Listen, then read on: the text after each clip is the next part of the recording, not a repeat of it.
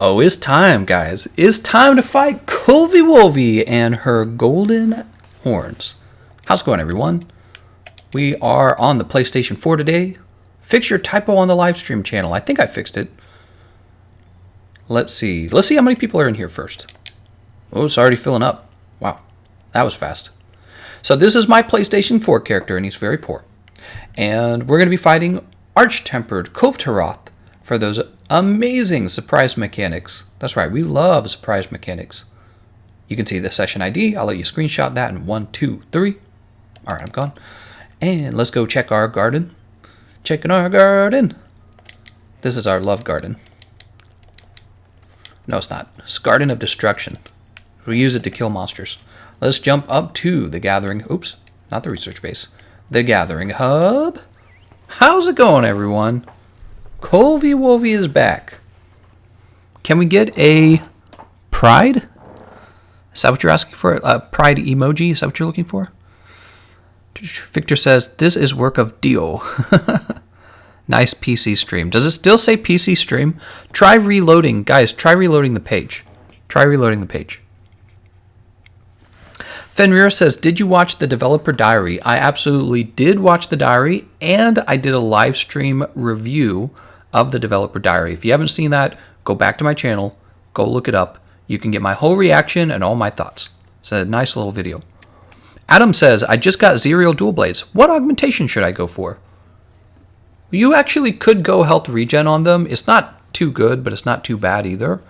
Otherwise, you would go probably affinity, but we'll go ahead and empty the items out. And why don't we go and see if we got any new...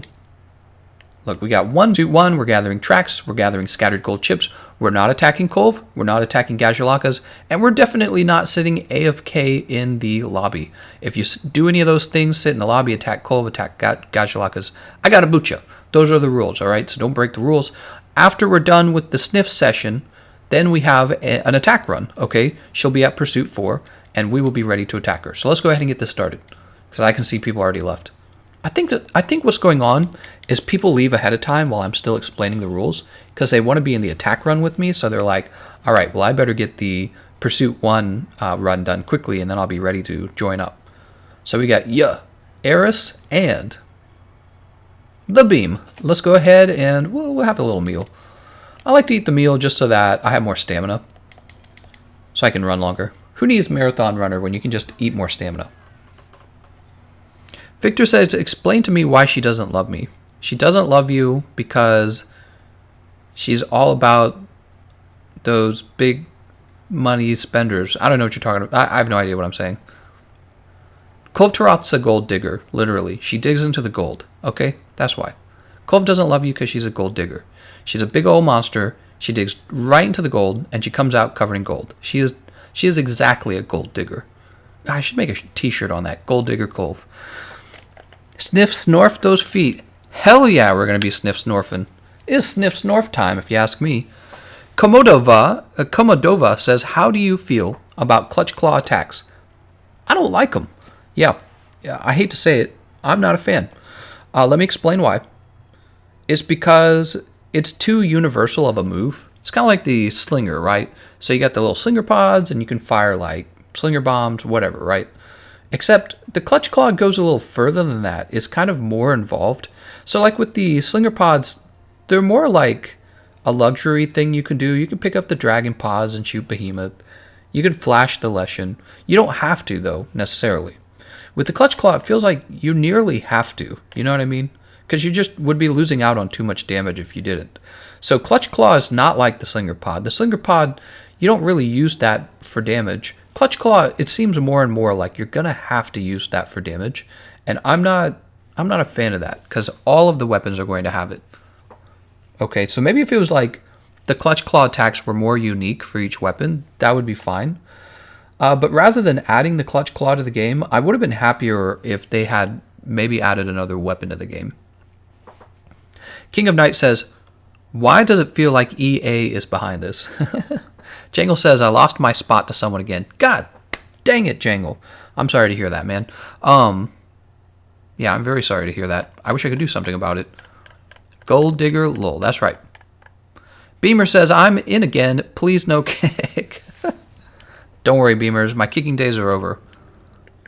Daryl says, I like that Adopt a Hunter program. It was just missing Sarah McLaughlin. In the arms of an angel. Let's go ahead and grab this stone. See, I'm ready to be a diva. They're changing up the game. Yeah, sort of. They're changing up the game by making all of the weapons have to use the same move. And that's what I'm kind of concerned about. There's a lot of good they've done. It's just the clutch claw itself. Like, what does it do? It grabs the monster, and then you jump back off of the monster. And I don't know how big of a fan I am of that. I've had time to think about these things, guys. It's very cool. It's very cool. It is. I'm a little worried that it's a little generic, right? So Clutch Claw is generic. The reason it's generic is because now all the weapons use Clutch Claw, and you kind of have to. But we'll see. The game hasn't launched yet. I'll have different opinions as time goes by. You know, they didn't do everything in the base game correct, but I'm still playing it every day. Yeah, take my criticisms with a grain of salt, because obviously I enjoy the game immensely. I'm just giving feedback. Maybe if the clutch claws were much more unique per weapon, and you know, like felt more like the weapon itself. Now I understand like the finishing attack for each clutch claw, you know, that's kind of unique, but is it really? It's not that unique. Jump. Whee! TheGameconomist, that's right. In the arms of an angel. Adopt these dogs. Daddy Bracky, frick me. Daddy Bracky. He got a blast on you, man. You're gonna get blasted. I should do a Bracadillo solo and post it to Pornhub. The slime effects are lovely. Yes, they are, quite in fact. People love slime. What new weapon would you like to see in the game? That's the question. Everybody goes, we need a new weapon, but nobody really knows. I've said over and over again, probably a flail. Let me tell you what I really want. I want to be able to pick up these Gajalaka by the feet and just swing them around like a bludgeon. Just swing the Gajalaka around. ASD says, hey, do you still need any weapon from Kulve, or are you already get every meta weapon? I'm on the PlayStation account, so there's probably plenty of weapons I still need from her. Yes, queen. Frike that alien. Frike it. Frike it right in the booty hole. I think it's something good, but I think it shouldn't have to feel like you need to use it. That's exactly what I'm saying, Justin. So I was referring to the slinger pods because you don't really have to use them. It's kind of like a luxury thing that you can do if you're real clever. You know, it's something you do if you're really paying attention to everything, but you're still going to steamroll the monster just with your weapon. The clutch claw starts to feel like it kind of breaks that. It kind of go into this area of you better use the clutch claw, because if you don't, you're going to suck. You know what I mean? So it kind of breaks into that. And the problem is every weapon has the clutch claw. So it starts to feel like this required weird generic thing. Come here, you. Having crab for dinner. I hope the next developer diary they announce that all the flagships are coming back. I really want Zenogre and also the flail. Flail time, baby! Just imagine whipping that monster to death. Give that monster a good spanking. Bracadillos would be like, The Pokeconomist. Did you just unintentionally spam the link like 12 times, Minx? I do appreciate it though, Minx. I've been thinking about maybe handing out one more moderator role for the streams, and actually maybe having it so that the moderators know beforehand to occasionally post a link to something like the Pokemon card channel or something like that, or maybe to a useful video. So for example, we're doing Kulve Taroth, maybe like the Kulve Taroth fastest farm guide. So I've been thinking a little bit about that. Oops, I didn't mean to do that. Whoop. Ban Minx, he's spamming. He probably didn't mean to. It was probably like his phone or something. Butt sniffing? That's right.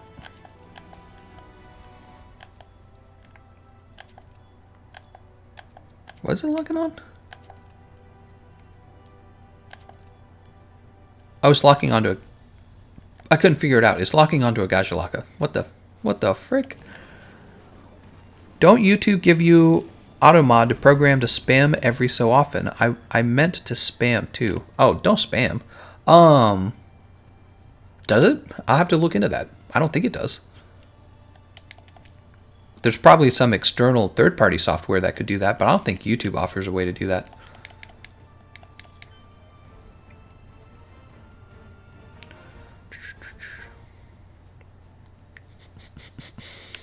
Footprint time? Give me that footprint. Nope, scatter chip. It's never the footprint. TGC doing a raffle for another mod. What? Moderators. Moderators don't moderate. They're just cool, that's all.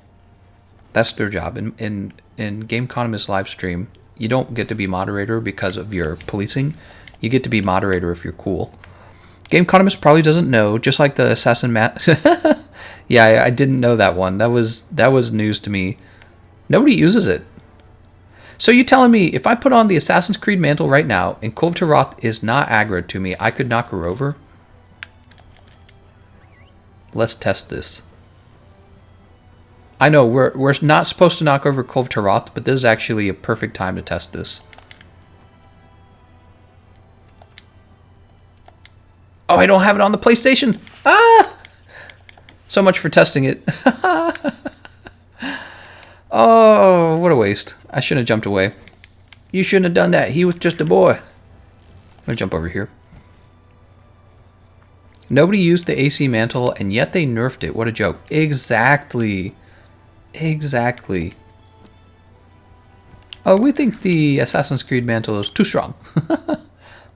It's kind of a big nerf, too. Like, taking away a knockdown and turning that knockdown into a flinch. That's a pretty significant nerf. That's part of what makes this so funny. Wow, there's a lot of god bugs right here. 4 of them? Whoa, I didn't know that was a little god bug farm. Whoa. How do I learn stuff like that this far into the game? I did not know there were 4 god bugs there.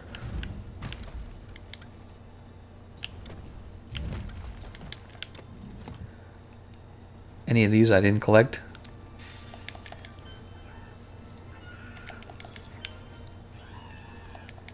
Warren scattered gold chip, huh?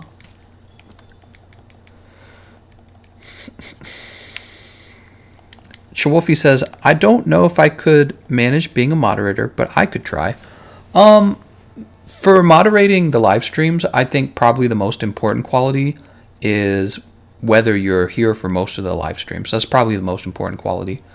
There's a lot of live streams, and so it's probably very hard to keep up with a lot of them, but in my Discord server, I don't actually, the activity of the moderators in the Discord server isn't the most important thing to me, although it is important, but on the actual live streams, obviously, it's live, right? So the moderator activity is very important.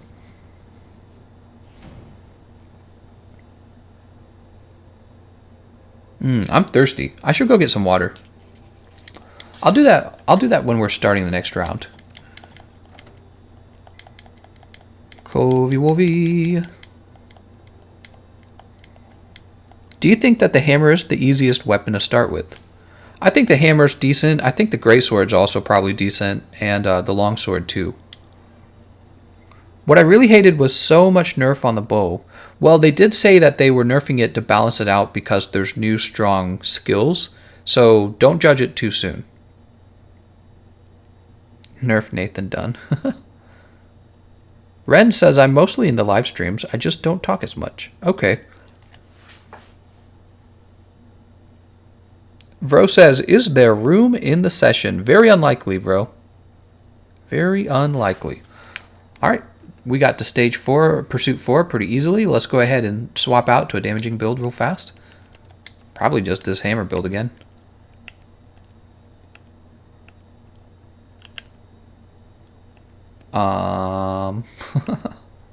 Popular. I'll use popular, I guess. Oh, we only have 1 destroyer jewel. All right. You guys should see this big bag of mail I have to open. I got this, it's not a bag, it's a big box. I got a big old box of mail from eBay Full of Pokemon cards. I gotta open it. I opened like 3 or 4 of them today. I'll probably upload that later. Drink this up. It's actually really fun. It's crazy. It's like having Christmas every day almost. Alright. So let's go ahead and post before I lose my mind. Kulve Wolvie. It's Kulve Wolvie time. Mommy Kulve. Fayed says, which is better, Taroth Bow Fire or the Anja Arch? Anja Arch, because you can craft it and they basically do the same damage, is what I understand. Actually, I've heard that Anja Arch can do more damage. I've heard that. Alright, so... Right, let me go get some... No, I tell you what, I'll ready up and then I'll get some ice water. Alright, I already ate. We got Beam, Eris, and Yuh. Alright, ice water time. I'll be back.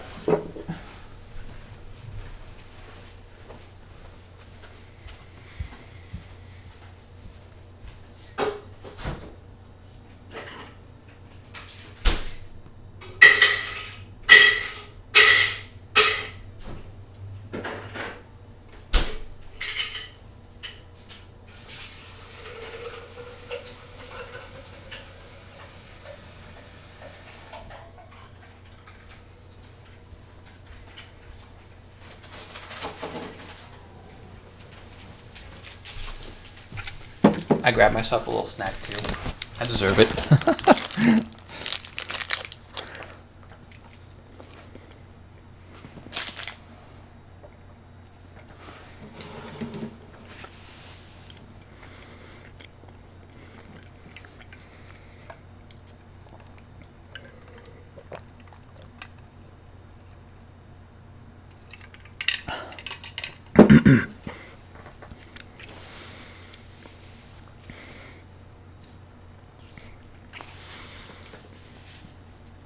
King of Knights says the bow might still do the same damage it always has done with the new weapon, but the knockdown is going to happen less now. RIP. RIP. You guys want to hear some crazy freaking news? CNN posted an article yesterday, and it was about a study that's been recently done on the effects of fluoride on neurotoxicity and the development of infants. I posted it in the politics channel in the Discord. And yeah, so basically there's been another study that confirms that fluoride causes, I guess, just males. It doesn't seem to affect females as much, but it causes males that are developing in the womb to lose IQ points. That's right. Some professor of like neurotoxicity at Harvard was like, well, after the findings of these studies, we're going to have to question whether... Oh, that's strange. Wait, let me test this. I'm going to go to a website. Oh, it loaded. That was so strange. It said I was offline. Stream, I get DC'd, Gameconomist. I'm sorry to hear that, man. Let's go ahead and jump over here because I'm worried nobody's going to drop these rocks on her. Oh, I'm supposed to drop the rocks on her. Wait a second. Alright, well, she stopped under the boulders. I'm like looking at this nitro shroom, thirsty for nitro shrooms, and she's just standing there waiting for this to be dropped. But yeah, so if you want to read that article, I posted it in the politics channel. And it's pretty frustrating. What's so frustrating is there are these companies that produce fluoride as a byproduct of the products that they make, right? So fluoride's a byproduct from another thing that's made in a big factory. And it used to be that those companies that made the fluoride as a byproduct, they would actually take the fluoride and they'd like dump it in the river or something like that, right? And then we figured out that they were dumping fluoride, and we said, hey, you can't do that. So then they said, hey, fluoride's good for you. What if we sold it to the government and they put it in the water, right? And then that's exactly what we did. We're like, yeah, fluoride's great for you. Let's it makes your teeth strong. Let's put it in our water and drink it. So these companies that used to dump fluoride in the river, and then they were told you can't dump it anymore, they instead started selling it to the government.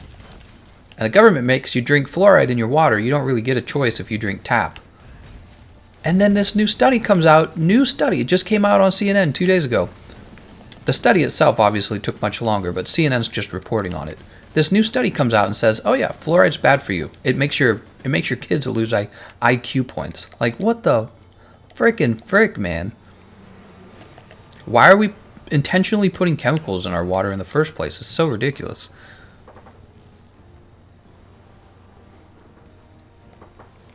All right, let's run over here.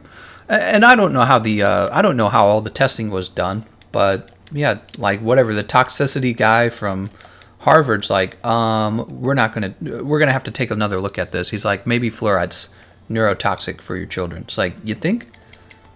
That's great to know. Yeah, we might have been giving your children a neurotoxin and making them stupid. Yes, artificially introduced fluoride to our water. That sounds like exactly what we should do. I don't know. It just seems so obvious. There's a bunch of first world countries that don't do it either. It's like, I don't get it. I've talked about this subject before. It's so frustrating.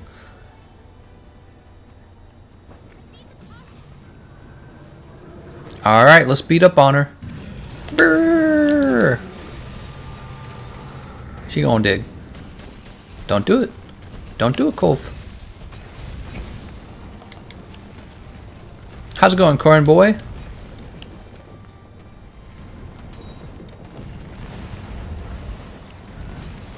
How many people were in the study? Asks Rend. Well, Rend, if you want to see the study, it is in that article. You could probably Google it. The article came out yesterday. And I'm sure CNN's not the only one that reported on it. Probably multiple sources, if I had to guess. Because it's a very big deal. Because in America, you're basically forced to drink fluoride, or to buy bottled water. Which is just ridiculous, man. So yeah, you can go probably look it up. I think it was a Canadian study, if I recall correctly. The key takeaway points that I got from it was that they found out it was neurotoxic for children, which we kind of already knew from studies in China.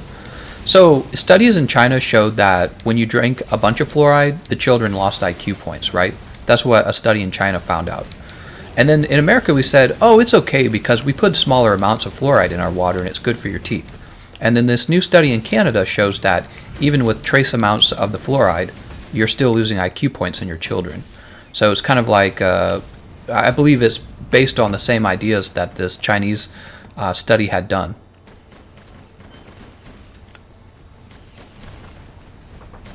Akio says it is a Canadian study. How about that? How about that? We have our United States government purchase fluoride. It spends our tax dollars on fluoride to add to our water. Rather than forcing these companies to get rid of their fluoride properly, right, dispose of it properly, we buy it from them. How convenient is that? Don't worry, you won't have to dispose of your fluoride properly. We'll just buy it from you and put it in the water. What the frickin' frick, dude? What the hell? By the way, it makes your baby stupid. Jesus Christ, how did we mess that up so much? What else do you want to put in our water? And you know what? Every time I hear about fluoride, it reminds me so much of Alex Jones. They're turning the freaking frogs gay, you know, or that guy. They're putting blah blah blah in the water. And you know, you hear about him and he's totally psychopath, and then you find out the government's been putting fluoride in your water and it probably made your baby stupid. Not stupid, obviously, that's an exaggeration, but it dropped their IQ. Who's going to drink something that drops their children's IQ points?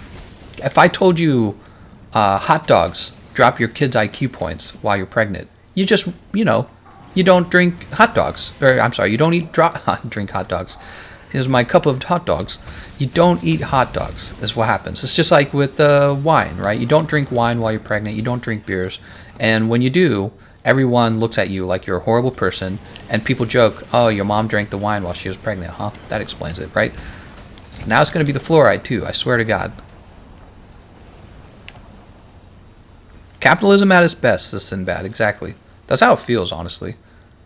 Capitalism at its best. Come on over, Kulve. Oh, Kulve Wolvie. Oh, my. Ouch. That hurts. Alright, she's off. Let's go ahead and drink this. Eat this. We wash real Swiss are all big brains because we have normal water. Imagine having to tell your government not to add chemicals to your water. What the?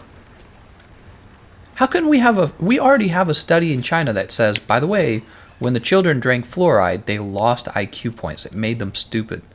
And then we're like, they were having too much of it. They just got to drink smaller amounts. It's fine. It's like, what? How dumb are we? It just feels dumb. Like, you want a little Clorox bleach with that? Mix a little Clorox bleach with your fluoride. We got toothpaste, and it's like, whatever you do, don't eat the toothpaste, right? Mixing my drinking might eat up here a lot.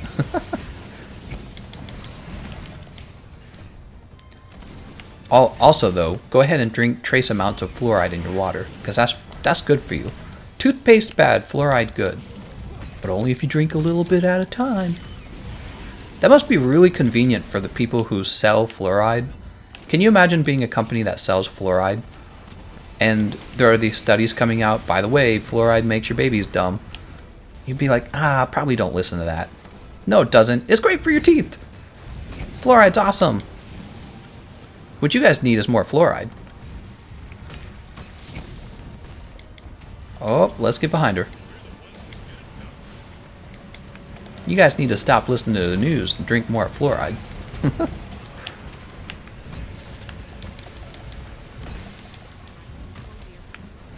Woo, she got me. What do you think you're doing there, Kulve? Oh, I don't want to be part of that. She's going to sleep. Nice job. She's not going to sleep. She's damaged. Tail broken. Could use a little, it tastes good, but it could use a little chloride just to take the edge off. You know what I mean? Mix it with a little fluoride. It's just trace amounts. What are you worried about? Trace amounts don't do anything. Giant horns chipped. Huh. Guess we were behind on that. Alright, I don't have any more mega barrel bombs with me, unfortunately.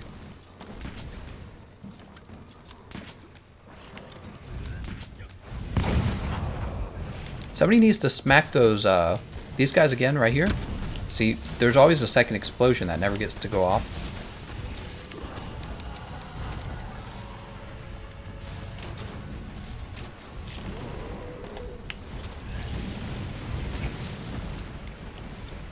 Uh-oh. Careful, guys. We got one life left.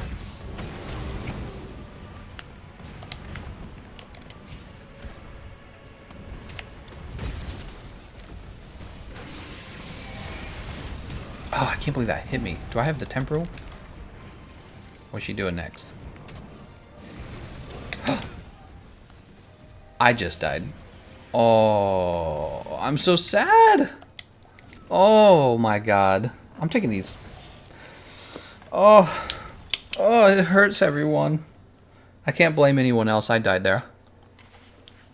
I should have been wearing my temporal mantle. I'm so dumb.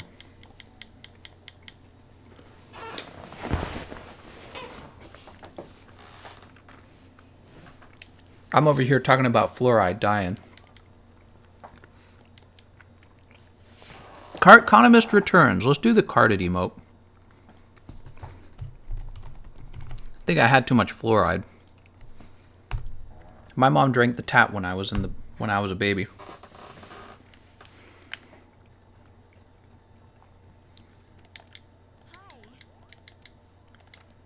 Oh, she's at Pursuit 6.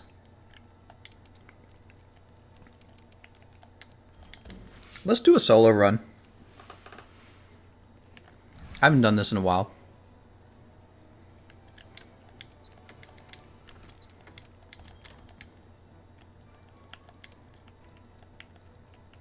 Yeah, I think I might have been having too much fluoride that run.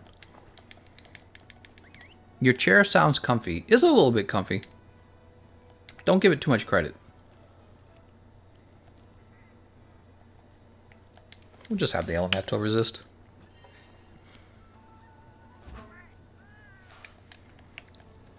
I bet you can clear her in Pursuit 6. Yeah, I better clear her in Pursuit 6. Fluoride bad for you confirmed.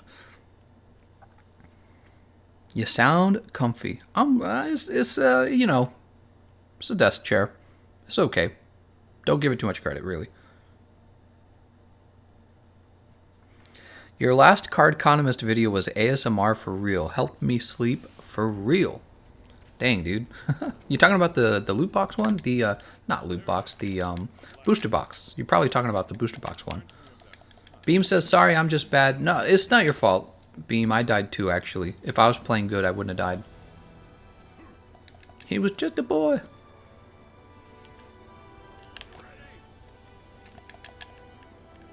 God, dude, you gotta be kidding me.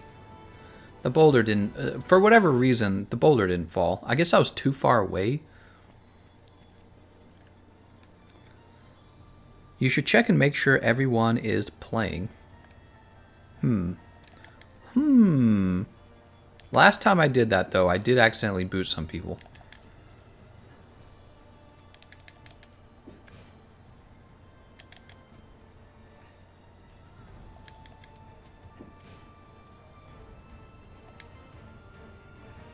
I recently started watching your Monster Hunter videos, and I'm loving it. Thanks for the content. No problem, Matsu.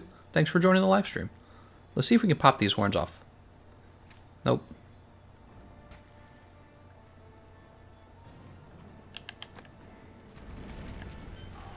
Oh, no.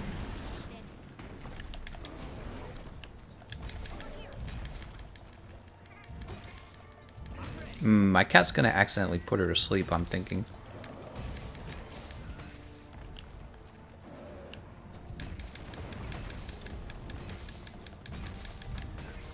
Wow, that didn't break her. That's interesting. Get a face cam. Well, I have one for my laptop. Everyone wants me to have a face cam, man. You guys want to see my goofy ass playing a video game? Thought you'd be watching the game. You want to see all the funny faces I make while I'm playing? I probably make a bunch of goofy faces.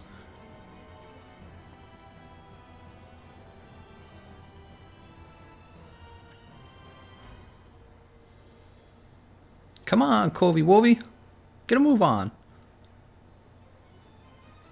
There she goes.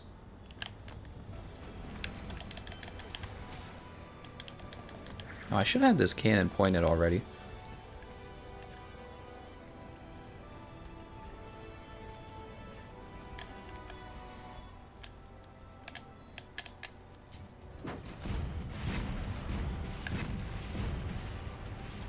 Alright. She's going to show up over here.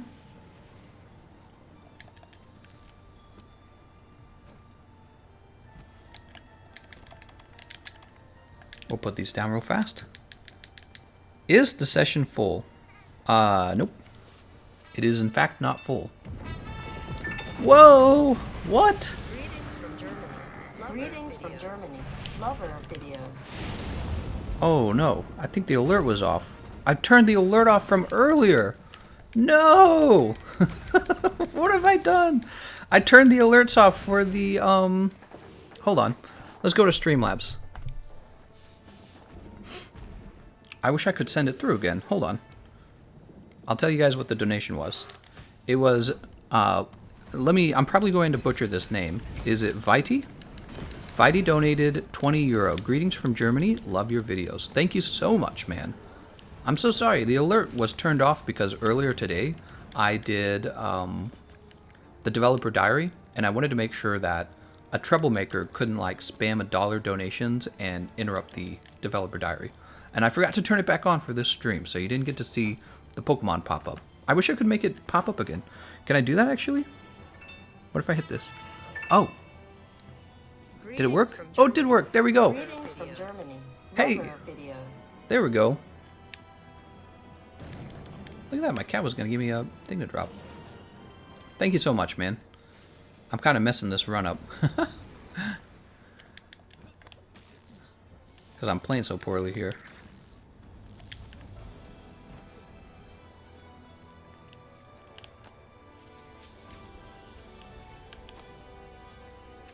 Oh, man.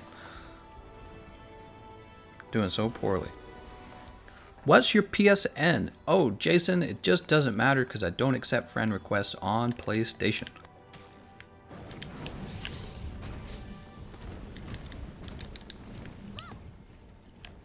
Can the boulders be dropped from here? It looks like you would probably miss her. Are you have a kid? I have no children. I have 2 cats. I'm thinking about having children. That hurts. Part broken, we got her arm. That's good.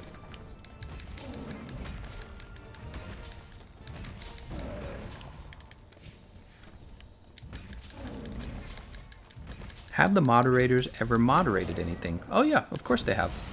Yeah, we get people who spam. We get troublemakers. And we get people who come in and they like advertise a different channel. All kinds of stuff.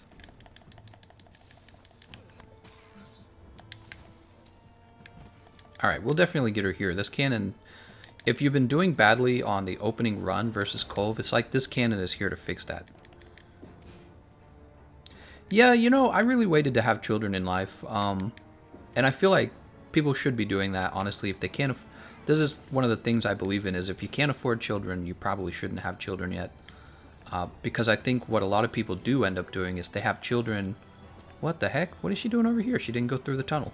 I think a lot of people end up having children before they can afford them, and then they kind of ask everyone to pay for those children.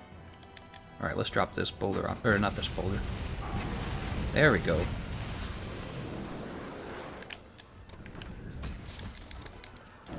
And what happened with me was when I was really young, I left home at a young age. And so it took me a while to kind of get my life, you know, in a good, what would I say, position. And it actually finally is. My life's kind of looking up right now. School's done. My wife and I are earning, you know, probably a middle-class income, I would say. And we got our own home. So we're pretty much ready to have kids. It's just we have to sit down and be like, okay, I guess we have kids now. Oh, she's leaving. Let's go ahead and sharpen. Balmain says, this is one of the major issues here in Argentina. A lot of families under 25 with 2 to 3 children. Yeah, I can't even imagine what I would have done if I'd had children at a young age, because by postponing having children, I was able to complete my education.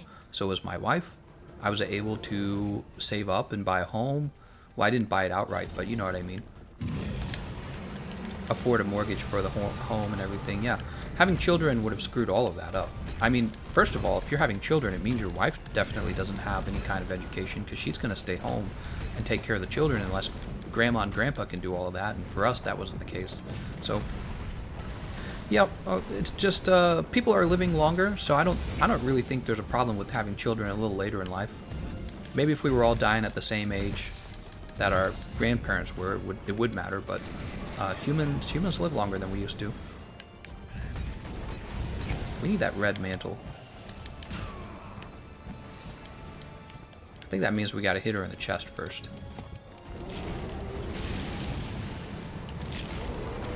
Oh, that was dumb.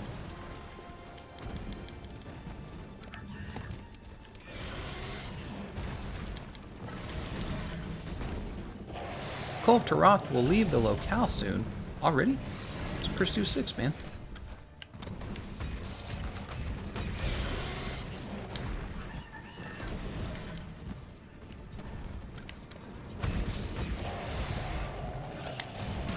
Ouch. Are you doing another PS4 later? I might do a 3-hour PS4 right now.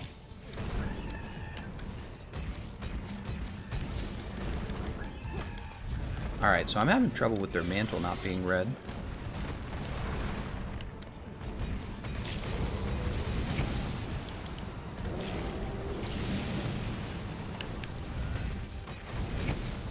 If I could turn her mantle red, that would help a lot.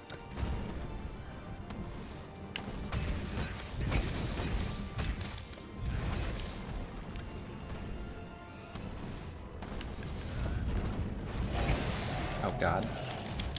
God dang it, dude.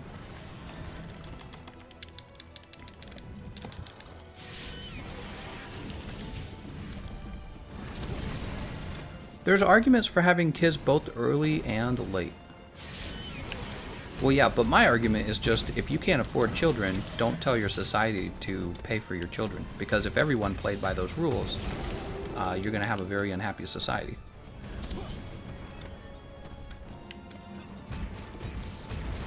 My dad had my dad had 11 children, but guess what? We didn't receive any kind of welfare. Absolutely no welfare at all. He just worked like crazy and paid for all of them. And you know, you want 11 children. He wanted 11 children because he was like religious. He wanted 12 children actually. So if you're religious and you want to have a bunch of children, you know, it's your prerogative. You can do that if you want. But I think there's people who have children before it's reasonable to have children. It's kind of like, to me, I see it as kind of along the same lines as buying a home before you can afford a home. And then you end up going bankrupt, you know? I just KO'd her. No, I didn't. That was just a stunt, huh?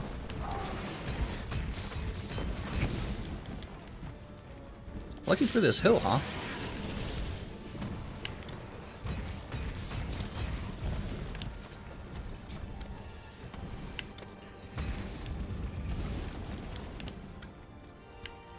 Still no red mantle, though. It's because we need to attack her chest more? I don't understand. Let's go ahead and take this off. How do we moderate that without infringing on people's rights? Well, I don't think that you can necessarily moderate it at all. But I'm just saying, that's probably what people should be teaching each other. You know, it's culture a little bit. Oh, is she really leaving? Oh, look at that. It's Pursuit 6 and we didn't get her to the next stage. Oh, man. I know why, too. It's because we did so poorly in the first stage. Oh, I'm sad now. Megan says, how do we moderate that though? Oh, I already answered that question. Is that white sharpness or yellow? This hammer reaches white sharpness. You should stick to video games instead of social commentary, says Chase. I'll do whatever I want, Chase. Tyler says, it's just too bad our economy has shifted to requiring dual income to support children. WTB, the economy of the 50s where a single income was sufficient. I feel like a lot of things changed, Tyler. The thing you might look at from the 50s is that people really didn't have as many goods either. Everyone had smaller homes, first of all. A lot of things have changed. Oh, look, I still got rewards, surprisingly. Here, let's see what these rewards are. Maybe the rewards will still be good. That would be good if I didn't already have it. And that's terrible. And that's terrible. Nope, the rewards are poo-poo. Let's see if there's somebody to join for track farming real fast. Because that's probably what everyone's doing right now. Alright, we'll get with these guys. Antoine Shadowlard, he says, hi everyone, it's been a while. Thanks for coming back, Antoine. If I'm saying your name correct, I think I am. Let's go ahead and pay money. By the way, nobody was AFK. What happened? What changed in the 50s? So, a lot of things changed in the 50s. A lot of things changed since then. Some people have argued that introducing women to the workforce was bad. I don't actually agree with that. I think that leaving women out of the workforce would be like leaving half of your population untapped for talent, for just strictly work, right? And they say, well, it drove men's wages down. I think actually a better description is it created a situation where the cost of goods changed because now people selling the goods could sell it to a double income household. So everyone wants to live in a nice neighborhood, right? We all want to live in the nice neighborhood next to the nice school. And there used to be a certain cost to that. But then men and women started to both work and that made them wealthier. So their wealth actually did go up. And what happened was because they had more money, they were ready to go, all right, I'm going to live in this neighborhood and I'll actually pay really well to go into this neighborhood. So that's one of the things that happened. So the cost of housing went up, but also the U.S. population has gone up dramatically as well, right? So the population has gone up over time. So just in general, the cost of housing has gone up. Remember we had the bubble that popped in 2007, we had the big recession? Well, that's because the value of housing has just consistently gone up. That's what created the bubble. But actually also what caused the bubble to burst was there was a bunch of people who bought the housing who couldn't actually afford it. And then they started defaulting on their loans, right? So that was actually the real problem. Now that the 2007 crisis is like 12 years behind us, the price of housing is going up again. I mean, it just really is dramatically. That's why you'll see, like in California, so many homeless people, they can't afford housing and they can't afford apartments because it's too expensive. There's too many people willing to buy those things, such that it drives the price up and then nobody can afford it. So the cost of housing has gone up since the 50s. The houses are bigger as well. The cost of vehicles has gone up. We have fancier vehicles than we used to. If you look at a car from the 50s, it was very mechanical. There were no computers in it. It was a very mechanical car that just had a motor in it and often not even air conditioner. Nowadays, cars have to have like special engines that only create so much emissions into the atmosphere. They have to have special safety features with airbags and all that built in. They're loaded with computers and features that make the car more of a luxury rather than just the thing that gets you from point A to point B. So the cars are more expensive. The houses are bigger. There's more people who want houses and cars now. What else? Healthcare went up dramatically, and people live much longer, right? That was another one that occurred. So people used to die much younger, but now we have ways to fight cancer, but it's not free. It's actually very expensive to fight cancer. So the cost of healthcare, in order to offset the cost of cancer care, what they did was they increased the prices in other areas. So now we have a lot of elderly people who are living for a very long time. They need a lot of care. I hope to live for a long time. I hope to take advantage of very good medical care as I get older. But that's just a reality. So healthcare goes up, housing goes up, the price of cars go up, and then this is one that I've talked about before. There's two inventions that come out at some point around the 90s and the 2000s that changes dramatically what we spend money on. You get the internet out in the 90s, right? And that became a big deal. AOL comes out, people are like, whoa, the internet's actually a very cool thing. And from AOL, the internet just explodes. And to this day, I'm paying, I don't know what you guys pay, but I get like a special deal with Spectrum, and they make me pay $70 a month for my internet. Okay, so I pay $70 a month. 70 buckaroos. What is that a year? Well, 70 times 10 is $700. 70 times 2 is another $140. So 700 plus 140 is $840 a year. So each year, I'm just $840 poorer. Since I'm never going to live without the internet, we can take that $840, and what am I? I'm 30 now. Let's say I live for another 60 years. So 840 times 60, well, 800 times 60, what would that be? $4,800? Would that be right?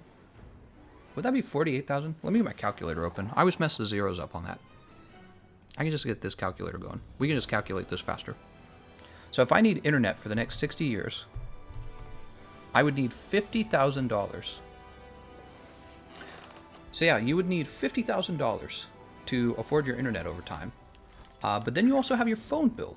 And I've heard that phone bills can be something like somewhere between $30 and $60 a month. Let's say that your phone bill is $50 a month. Times 12 months, that's $600 a year. And then times 60 years, that's another $36,000. So over the course of your lifetime, if you add that to the other $50,000, you spend $86,000 over the course of your lifetime for just two new things that our grandparents never had. So when people are like, oh, the 50s were so nice, the 50s were also very boring. You didn't really have the toys that we have today. The 50s, you didn't have the internet. Can you imagine a life with no Netflix? By the way, there's another subscription you're probably paying for. What is it? Is it like $15 a month or something like that? So we had $15 a month. We're at 86,000, by the way. Well, 15 times 12 times 60 years. That's another $10,000. So you're at $96,000 a year if you spend only $15 a month on live streaming services from live streaming networks. So that's almost $100,000 a year over the course of 60 years. And some of us may live much longer than that. Who knows? What else? What other interesting things do we have today that we didn't have in the past? So we've got live streaming, we've got cell phones. I'm sure there's more. Well, let's see. I pay, isn't it $5 a month for Xbox Live? So 5 by 12 by 60. Another $3,600 over the course of, is that right? I think that's right. So another $3,600 over the course of your life for your Xbox subscription.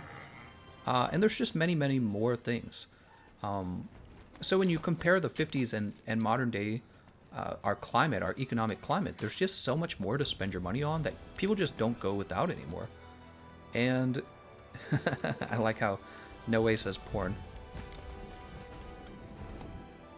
But yeah, so the point is, people like to complain about the cost of living in the 50s. Oh, it was so much better. You didn't have internet. You didn't live as long. You didn't have as good of dental treatment. You want to get your teeth fixed in the 50s? Hell no. I hear horror stories about that. The old drills they used to use. So there's a lot of things that we have the benefits of for being in the year 2019. There's a lot of competition too, though. Like people said, you kind of have to be a 2-household income these days. And this makes it much harder to have children.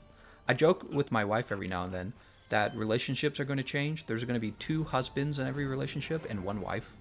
And by 2 husbands, I might mean like, it doesn't really matter the gender, but there's going to be 2 money earners and then 1 person who does the home, stay at home and do the cooking and the cleaning. And relationships, you're going to see relationships turn into these thruples, 3 people, because it is so competitive in the future that you have to have enough money coming into the cost of the home, right? That you can afford the home itself. I could see that happening in the future. Because, houses are large enough to house 3 people. So if you can have 3 people working together to afford the home and have the children and do the dishes and eat the food, cook the food, I could see that happening. The only thing probably that stops people from being in, quote, thruples is the fact that relationships already suck. People are terrible at relationships. But also a lot of religious and traditions and maybe just the nature of dating probably stops all that from occurring as well. You, your wife, and your wife's boyfriend. That's right. Your boyfriend. What was it with the Gillette commercial? Your girlfriend's boyfriend loved the Gillette commercial. Stop being a toxic male. Toxic masculinity. Can you imagine if we said toxic femininity? God dang, dude. Toxic. So petty. Let's go ahead and eat. I think that's why it got so much backlash, of course. How's it going, Joshua O? Trouble in the Wastelands. What? The kids will help support the family. Not in today's society. I don't know about that. I mean, not in America. In America, your kid's going to go to high school, and then your kid's going to go to college, and your kid's going to work their butt off just to be able to make a middle-class income by the time they're age 24. So I don't know what you're talking about. Also, in America, you don't really have this multi-generational family households. It's like everyone kind of goes off and does their own thing. So, most people don't live with grandma and grandpa and mom and dad. But, that probably... that might be something that still occurs in other places in the world. Toxic femininity. It's a plague on society. Whew. Whew.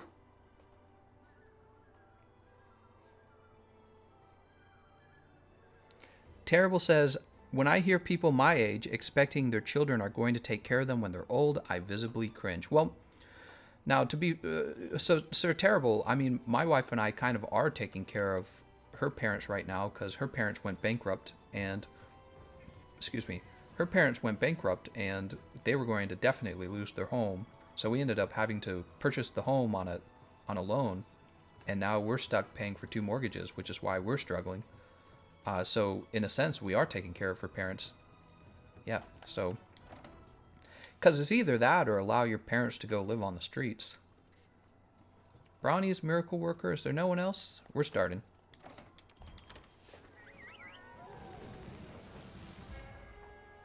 In France, I pay €20 per month. In America, there's not a lot of competition between the major internet providers. It's really ridiculous. I wish there was.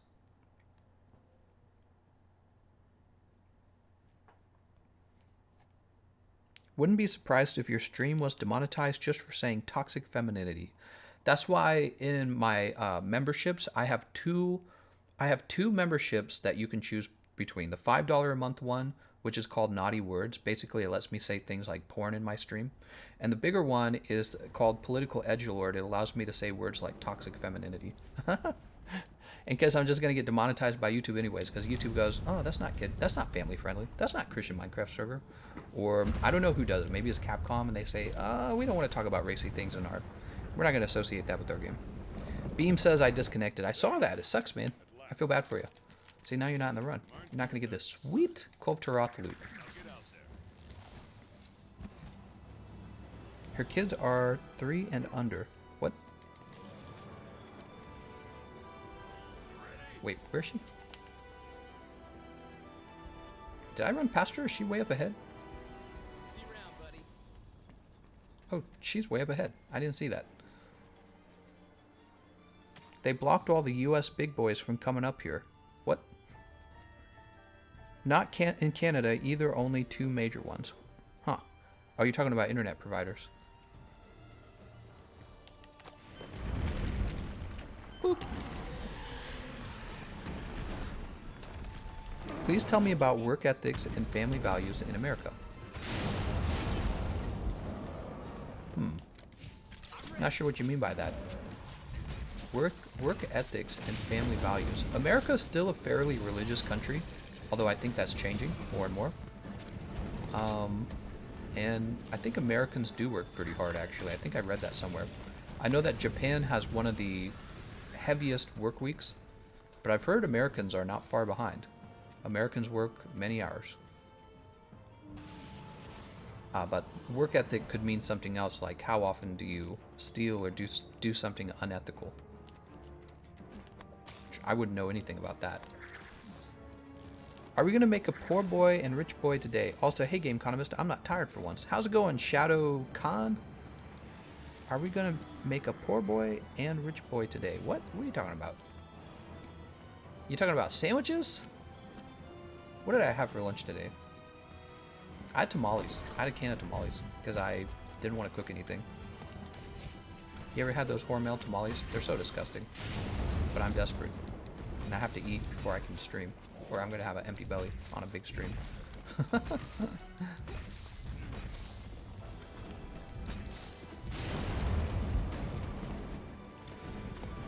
Anyone having trouble with the Discord server? Oh, is it down? Sometimes Discord is down.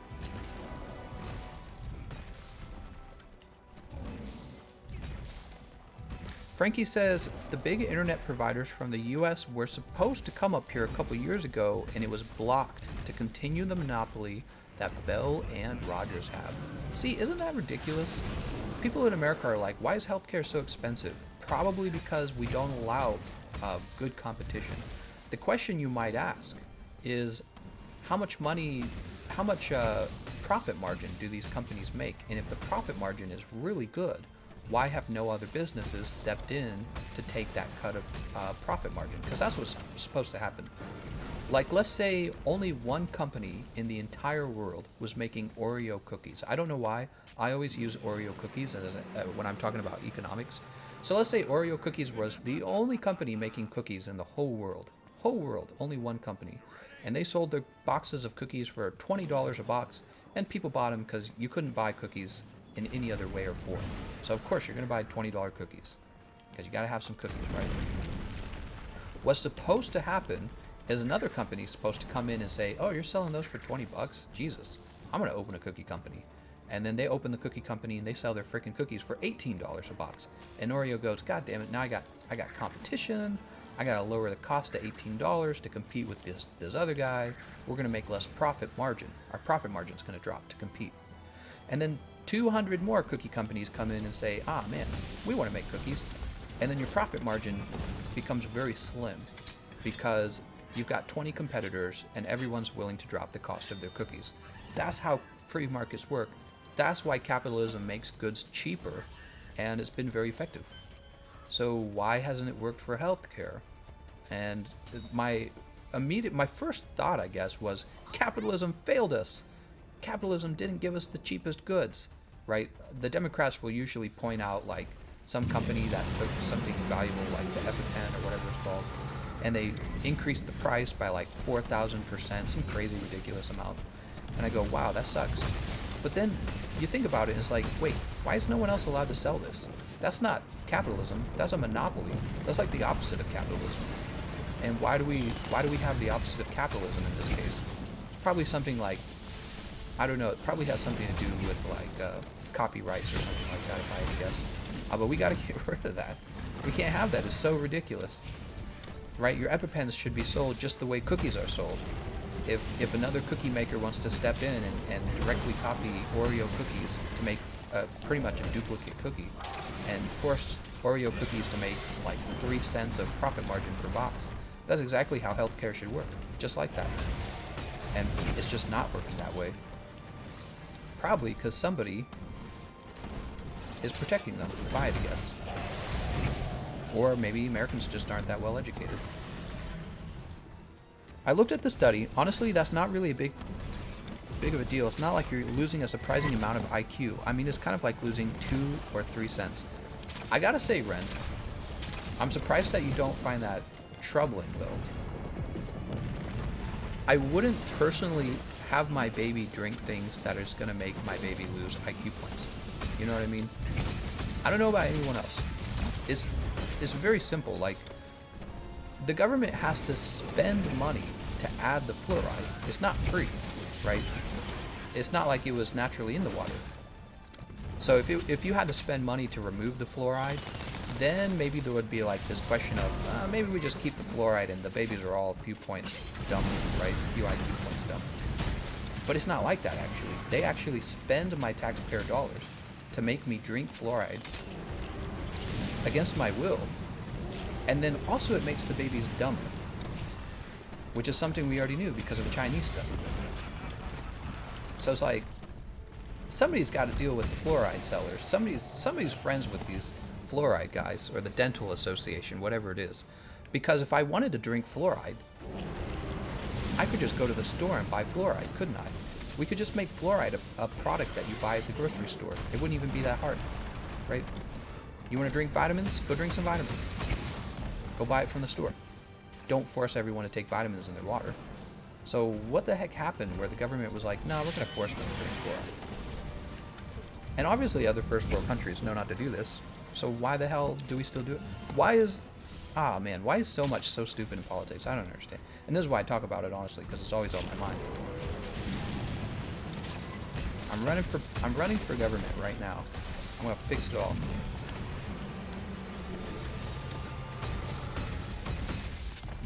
What's she gonna do? Oh, she roared again. The reason we have copyrights on those things is to boost research and development, and new inventions are good for everyone. I do agree with this. Basically what he's saying is because the production of the drugs is so expensive, companies have to take big risks doing research and development. And what happens is they invest millions and millions of dollars discovering drugs that work. It's very expensive. Once they have a drug that works, basically what Rend is saying is it wouldn't be fair to allow everyone else to just immediately rip off of those companies' findings. So this whole EpiPen thing, somebody had to invent that first, and it might have cost a lot to discover how to invent that. Once it's invented, should we just let every single company out there reproduce it as cheaply as possible, rather than letting the company that did the investing in the research make a decent profit off of it? So I understand that argument. Whoop. But still, America has the most expensive healthcare in the world, and I really feel like that has to change. And so maybe we have to look at how we can actually make that happen. And maybe one of the things that'll let that happen is changing the way copyrights work. Whoa.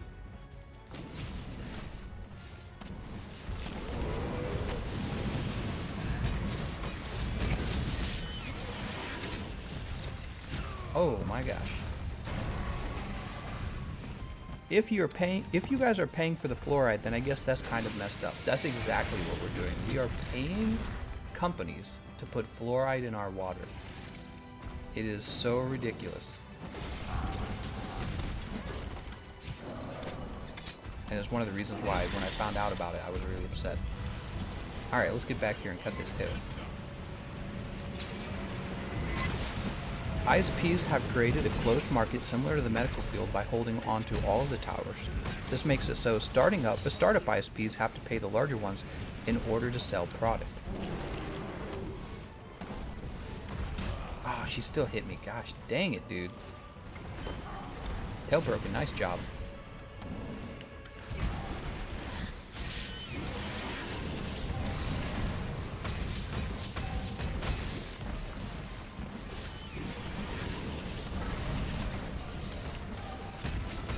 There we go. We got the mount. Oh, bad timing.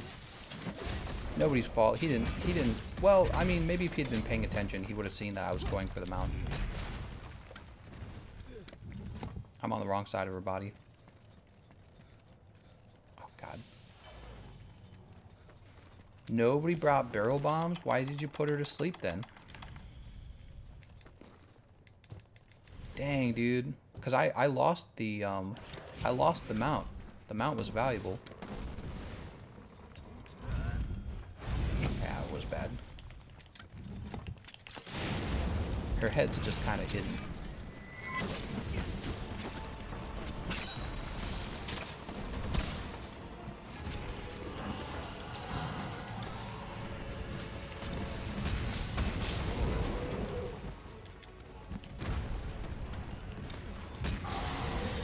She's KO'd. I gotta get back here.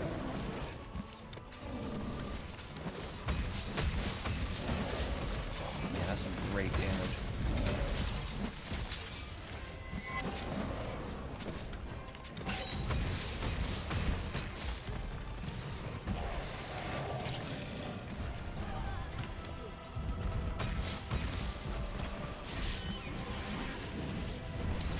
I thought I rolled it.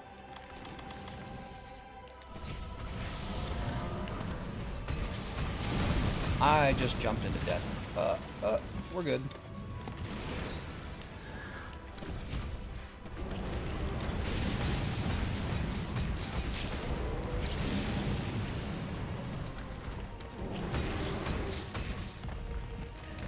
Ouch.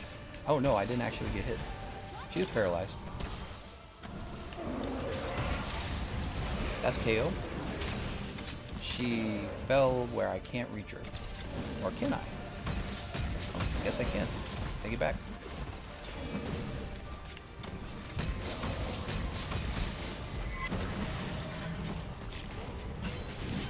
There we go. Nice job, everyone. Frankie goes, WTF, no bombs? That's right. They put her to sleep, but they don't have bombs. Oh, no. Rock Sauce says, random question, but were you ever a teacher? You sound like kindergarten teacher. No, I was not, but my dad taught, he basically went to school for like engineering. Actually, I think he went for like electrical circuitry, which is something you kind of learn in computer science. It's very similar. And then he got a job with a company that sold, what they do is they sell the manufacturing machines that companies use to produce things. So he would help sell, well, his job wasn't to sell actually. His job was to teach engineers how to fix the machines that produce goods. So, okay, there's an Oreo factory, right? And the Oreo factory makes a ton of Oreo cookies. Well, those machines, my dad would teach engineers how to fix those machines. And so he would have like a classroom full of engineers, and he basically, since I was homeschooled, I would get to go with them and actually watch him do it. He basically taught just like a normal teacher would. There'd be a chalkboard or a Sharpie marker board, and he would have a course, and all the engineers would sit down with notebooks and with books on how to operate this machine, and you could see it get very technical, of course. So it's funny because I would learn later how to do this electrical circuitry stuff, like NAND gates and everything. It's funny. It's the same stuff you learn in Minecraft with the redstone. It's too funny actually, but they're like logical gates, right? And you learn about it when you learn about computer hardware in a computer science degree, and that's what he was teaching. And so he taught, and I think I'm kind of like that, where I just naturally feel comfortable trying to explain things. Ren says, consider this. If you also think about the amount of money you'd pay for dental care, I think it's a small price to pay to prevent from a frequent visit to the dentist. I disagree. I'd rather be a few IQ points smarter. Did the study say like 3 to 4 or something like that? I would rather have my full IQ and just go to the dentist for a cavity filling. I honestly would. Like worst case scenario, you got to have like a tooth pulled, but I would rather have fewer teeth and more IQ points. I would not trade IQ points for more teeth. Let's empty our items out actually. We're going to go ahead and do a P1 run. Good job everyone. $5 says you get a Kiar hammer. Well, let's see. Let's see what we get. Kulve Taroth Siege. Did you hear that, guys? He's going to give me $5 if I get a Kulve hammer. I'm just teasing you. Did you try out the OP Assassin's Creed mantle? I did not. I don't have it on the PlayStation. And it doesn't matter now that they're nerfing it. It looks like I never will pick it up. Oh, there's the Taroth horn. There we go. Don't pass over this one, guys. This is a good one. Taroth hammer horn. Oh, I'm sorry. I thought that was the, do pass over it. I'm sorry. Do pass over this. This sucks. For some reason in my mind, I thought I was looking at the charge blade. Oh, that's because there's a charge blade right next to it, probably. I thought this was a charge blade. Scratch that. Don't collect this. This one sucks. Kiar Bow Water. We already have it. Kiar Slicer Blast. I don't think that's any good. Crusher. We already have it. Kiar Blitz Decay is decent. Taroth Strong Arm Crusher, huh? Alright, sell the rest of these. Alright, let's go ahead and get that Pursuit 1 started.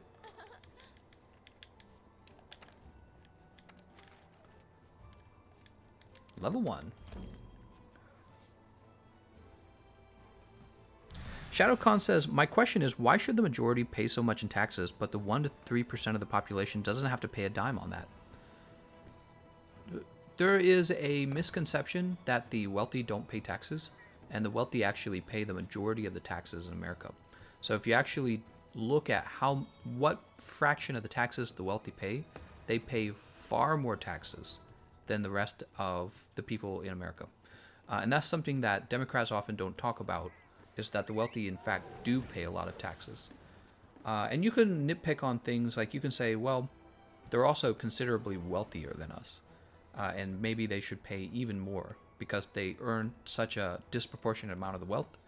You could talk about how with the capital gains tax in the stock market, they really don't pay that much taxes.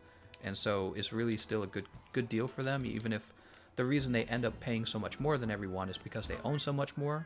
So you can make that argument if you want, and that the tax brackets should be even more progressive than they currently are. You could also... I think that's mostly everything I wanted to say. Let me think. One thing I think people have to consider is that there must be a breaking point where the people at the top paying taxes don't want to pay taxes anymore and they decide, well, I'm just going to leave to a place that charges me less for taxes. So I think some people believe that you can just raise taxes on the wealthy and there's no consequence. That's not really how economics work. Economics are all about how things affect each other. And so when you tax the wealthy more, they might decide to invest less money. They might decide to spend less money, so in an economy, you can have a whole bunch of dollar bills. Let's say everyone in America is holding on to $1 million. Every man, woman, and child is holding on to $1 million. And yet, the whole economy can come collapsing down if nobody spends that money. So you have something called, I think it's called the velocity of money. And it talks about the rate at which the money is being spent. So each day I need to stand up, earn a ton of money, and spend a ton of money at the same time. This is extremely good for the U.S. economy, right? Especially if you're, producing goods and actually exporting those goods to other countries. So you could have every man, woman, and child be a millionaire in America, and the American economy collapses because they just sit on that money. The money doesn't actually do anything. They don't invest it. They don't buy stock. They don't invest in businesses. So when you raise taxes on the wealthy, they might actually decide to spend less money as a result. They might say, nah, I'm not going to spend my money. The taxes are too high. Maybe we'll get a different president, and then he'll change the tax rates on me, and then I'll go ahead and spend all my taxes, or I spend all my money because the tax rate is different. And this might actually explain why when Donald Trump came in and did a tax cut, why the economy hasn't collapsed like all the Democrats predicted it would. Like every day you hear about, the next recession's just around the corner. Wait, we're in a, this is Pursuit 1, right? We should be collecting. Yeah, it is Pursuit 1. I'm so dumb. It's because I didn't change my outfit. Kelvin Smith! My man, you're just going crazy. Kelvin Smith. By the way, I forgot to update the snack fund for the other guy. Hold on. Oh, Vidi. I'm so sorry, Vidi. I forgot to update the snack fund. Let's update that for Vidi. Kelvin, I'll update it for you next. Vidi from Germany. Guten Tag. Or Guten Abend. Alright, and we'll post that. Kelvin, we'll update that snack fund for you in a minute. How about we do a run first? Oh yeah, so you have something called the velocity of money, and when the taxes are high, it's not smart of you to spend your money because you'll end up paying more sales tax. And this is one of the ways that raising taxes might actually affect the outcome of your economy. If you see the economy going down too, right? So let's say you raise taxes and the wealthy say, well, we're not going to spend our money until the tax rate goes back down because it probably will eventually. And they sit on that money. And let's say the economy actually starts to inch toward a recession. What do people actually start to do? They get spooked and they stop investing money. They pull their money out of the stock market because, you know, you don't want to be the last guy in the stock market when it crashes, because then you're the guy who loses all of his money. So people start feeling a little uncomfortable, maybe a little insecure. They start pulling a little bit of money out and they start putting it into, I don't know, maybe like gold or something. But gold's not an actual product. Gold's like a hedge against inflation and against insecurity in the stock market. So maybe they start pulling money out of businesses and they start putting it into gold instead. And that's great if you own gold, but it's not good if you're trying to operate a business. And businesses are very important because they actually produce services and goods. So when people suggest, oh yeah, we can just raise taxes on the wealthy and all of our problems will go away, it's a little more complicated than that. If it was just that easy, why wouldn't we raise the taxes to 99% on the wealthy? We just take all their money. Who cares? Let's say, and this argument goes both ways. It goes for the conservatives as well. Conservatives are like, all we need to do is drop taxes. We just get rid of taxes and everything will be great. Well, if that were true, if lower taxes were fundamentally the best thing to do, why don't you drop the tax rate to 1%? Wouldn't that work? Then everyone could keep more of their money.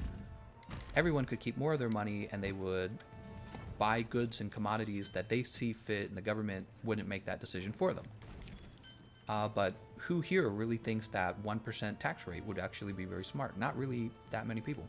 Your country wouldn't be able to do much. It wouldn't have much power to make decisions as a centralized system where you could do large things like build a highway. So often the question is, how much is the right amount of taxation and how much is the right amount of government power and influence in your society? That's usually the question that you're asking. And if you're poor, you probably look at the rich and say, hey, I kind of am very frustrated with you. My mother's dying of cancer that I can't afford, but you own a healthcare company and you live in a mansion and I live in a trailer park, and every day of mine is dreary and I work all day at the local grocery store checking your food out, and you go on a fancy vacation for Christmas and I work all Christmas and I can't give my children presents, and you live in a $4 million ranch house while I'm doing this, while my mother's dying. And they say, yeah, you can pay more taxes. And then the wealthy say, well, you don't really understand what made me wealthy. It's actually really sophisticated, and if you change it, you won't necessarily get what you want. You can try to make me give you more of my money, but I won't necessarily do that. I'll actually always do what benefits me the most, and if I wanted to give you more money, all I would have to do is donate to a charitable, like a church or something. I could have always given my wealth away. I always had that option. I don't want to. That's the reason why I still have it. So this idea that you can just force it out of me with higher taxation might not work the way you think it will. So it's usually more complicated than politicians try to sell it to you. And that's because politicians are in the business of getting elected. So they stand up there and they say really fiery things like, I'm going to change everything. I'll fix all your problems. I'm going to make America better. Make America great again, right? They get you really upset. It's like a very visual sport on television almost. It's a very important one too, obviously, because they actually do pass laws. But the problem is, I feel like people move a bit away from the idea that usually your problems you do end up having to fix yourself. The government usually doesn't fix your problems. and the government can actually cause more damage than good. You know what I mean? Like through incompetence or through corruption. Usually those two, corruption and incompetence. And yeah, and it's, you know, it's never good to just rely on somebody else to try and save you. You would like to live in a society that you can trust and that will always take care of you, but the reality is everyone's always looking out for themselves first, including the government. And so you try to vote for the best government, but in the end, you might have to pay for your mother's cancer. And when you're old, hopefully your children will do the same thing. Wallaby says, come for the hunt, stay for the riveting political chats. I don't know if they're strictly political, though. I think I actually tend to talk more about the relationships between markets, in my opinion. And politics actually play a big role in economics. But no, actually sometimes I do strictly talk about politics. Politics will often go over like culture and taxation and war. But I think what I enjoy talking about most is like the relationship between markets, actually. The rich get richer and the poor get poorer. And the poor fight the rich man's wars. That's actually all accurate. All of that is completely accurate. But you also have exceptions. You have people who started out maybe poor or maybe in the middle class, and they start a successful company and then they're rich.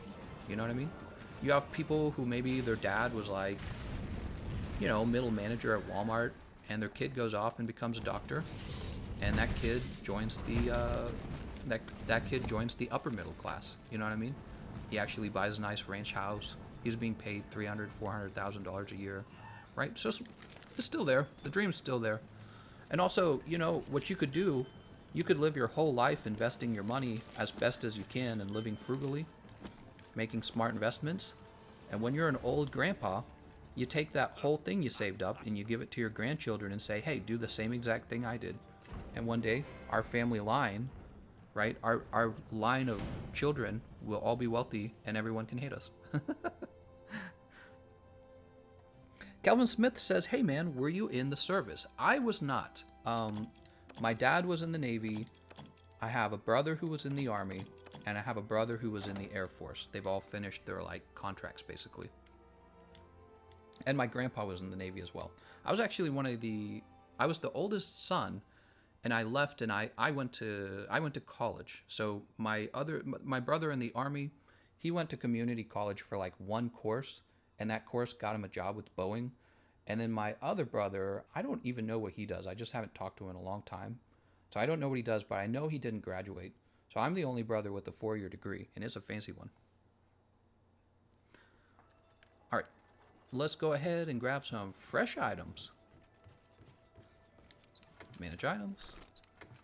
It's so easy to talk during the Kulve Taroth streams because she's so easy when you're track farming her. You don't really do anything, you know what I mean? You're not really fighting.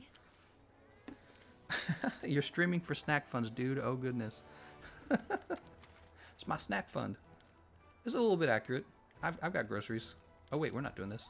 We're doing Kulve Siege. Oh, we got her to Pursuit 5. Nice. Sometimes things all just work out. Air Force all day, baby, says Camilo. You know, that's how my brother acted, too. I remember, because I did talk to him a bit around the time he was leaving, and he immediately acted like he was better because he was in the Air Force. He goes, I'm in the Air Force. All right, I'm going to update the snack fund now. Thank you so much, Kelvin. See, I like to give people credit in the actual stream so you can visibly see who's supporting my streams. As long as the standard of life goes up, it's a fair trade. Is Gameconomist's mic trolling again? Seems low. I can get a little closer to my microphone. How does that sound? Does that sound a little bit better? I turned it down a little bit this morning. How do I turn it back up? I'll turn it a little bit back up. Just a little bit. Michael Allman says, if the government asked for money for cat girls, we wouldn't have this issue. All right, so what we're going to do, we're going to go over to the snack fund, and we're going to rename it Cat Girl Research Fund. All right, it's been appropriately named now. You can all thank Kelvin for funding the Cat Grill Research Fund. Thank you, Kelvin. I'm going to go ahead and eat for Chef's Choice platter.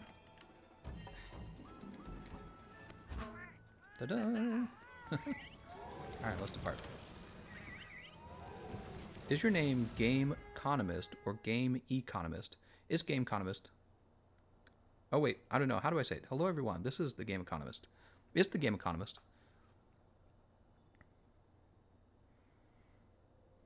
All hail cat girls. Give me them whiskers. Let's see them whiskers. I just had to turn my volume up higher than usual to hear your voice. It makes sense. I did turn my volume down slightly for the Developer Diary stream.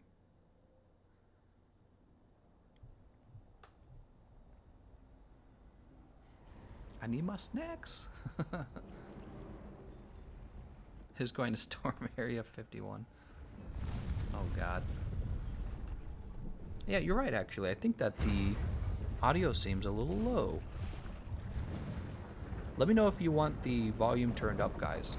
I don't want any clipping. Clipping is when it gets so loud that it starts to sound robotic. Okay, so tell me if you want it louder. I can make it louder if you want, but I don't want any clipping. Incentive to donate increased by 100%. Cat Girl Research Fund. I've thought about actually selling the gifts that pop up when people make Streamlab donations. You know what I'm saying? So somebody can actually purchase that slot and choose the gift that gets played there. Oh, this is an actual attack run. Okay, I'm losing my mind, guys. What decoration do you get excited about? Handicraft, weakness exploit, crit boost, and maximum might. Okay, those are the best ones. Although, probably if I had to pick just one, crit boost. Because crit boost is one of the only skills where there's no, like, good charm for it. You know what I mean? There's no charm for it. So if you want crit boost on your build, you're going to have to use Draken Armor, or you're going to have crit boost decorations. With weakness exploit, max might, and handicraft charm, you actually do have charm options.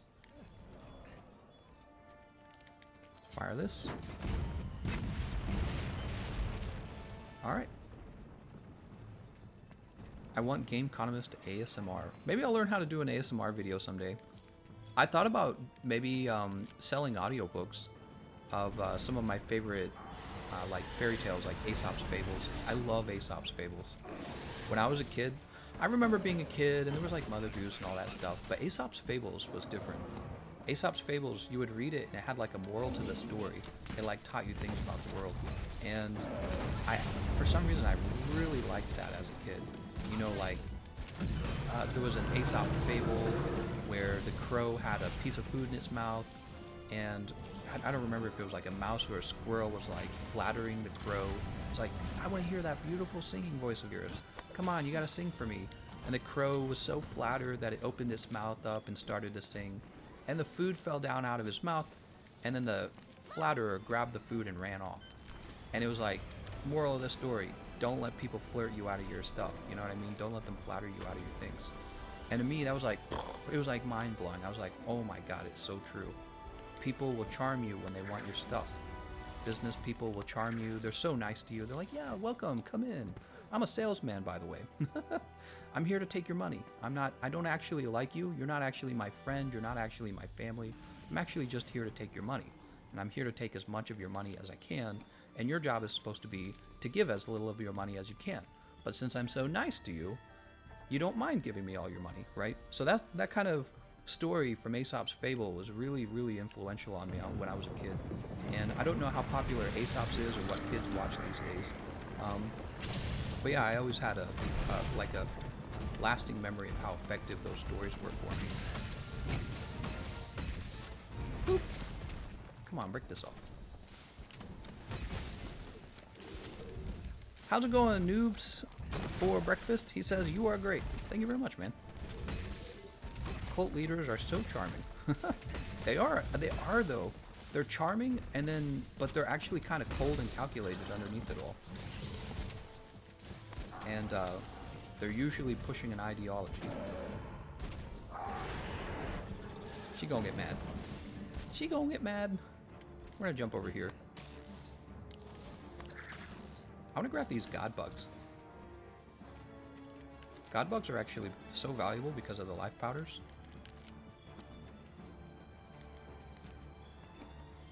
I did not know there were 4 god bugs over here. That's so cool. What do you guys think about a high school in California banning cell phones for their students? Well, it feels like an invasion of your rights. At the same time, it's not like you have to have your cell phone. I actually kind of like the idea, I think. Yeah, I think I like that idea. Wait, did she go another way? She went another way. Yeah, I think that when I was in college, what really stuck with me was that people were paying so much money to be in college. And then the teacher would start teaching, and everyone would be completely on their cell phone. There was one class I took called European Literature. I believe it was called European Literature. It was called World Literature. There we go. It was called World Literature. And the teacher was really good. He was also my German language professor. And he was so good at teaching, it was basically a history of the world's most famous stories. It was a really great course, right? And he was really good at teaching it too. Some teachers, you can tell, they just kind of like, they have a curriculum, and they have goals, and you're part of their system, and they're there to teach you. But you can tell he actually himself enjoyed the idea of education, the idea of maybe thinking about things that need to be thought about and spoken about. And so he would often challenge the students with ideas that he himself was asking himself. Like, what is nostalgia, and why does it matter, and why is it important to us, right? Why do we form memories different when we're children versus when we're adults? So he was in that class challenging those ideas that he even didn't have an answer to. And what upset me so much when I took the course was it was me and my wife and like maybe 3 other students actually paying attention, and the whole class, maybe about 36 kids in that class, the whole class was on their freaking cell phones the whole time. It was one of those classes where class participation, darn, so close to that table. Class participation kind of improves the way that the class works, but it was just like maybe 4 or 5 people tops. And it was such a good course. But everyone was on their laptops and their cell phones. So it was so upsetting for me to see that. And I don't know, maybe he was used to it. He never really got angry at them or anything. He didn't really get angry at them. He was a very nice professor, right? He's very forgiving. But I imagine he must feel some sort of disappointment as well. That the kids did not want to purchase this. I would if I was him. I would feel frustrated. So maybe the idea of taking the cell phones away at the beginning of the day to just force the children to not be attention deficit, to actually listen to the teacher, I think I would support that. You're just in high school. You got like the rest of your life to use cell phones. Give yourself brain cancer. So why not? Shadow Khan says, would everyone like the handler better if she became a cat? I think they would. It would explain her a lot better too. Can you turn the mic up? Yes, let's turn the mic up. So, let me just... testing what actually turns it up. I don't actually know what direction to go to turn it up. Here. Let me know how that sounds. I've played with it now. Let me know if that's louder. If it's quieter, we can turn it up the other direction.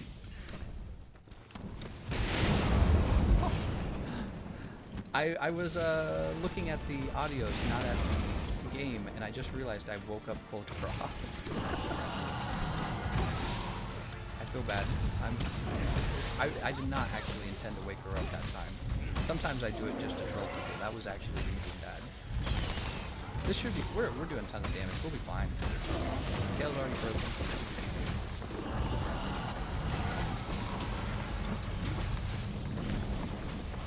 Let's get away from that. Mic volume super low. Mute the game, we only want to hear your voice.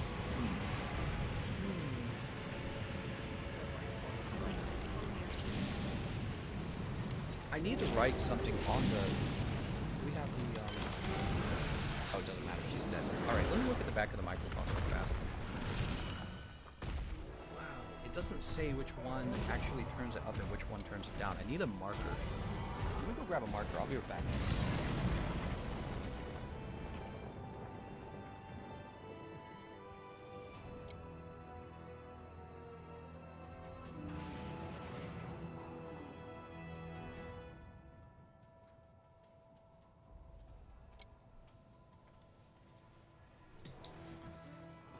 Alright, so what I'm going to do, I'm going to turn the microphone all the way in one direction. You tell me if it makes it louder, okay?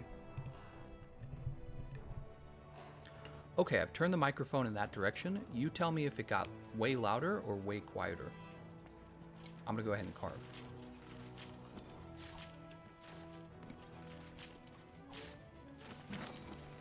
The game audio is too loud, the mic is fine.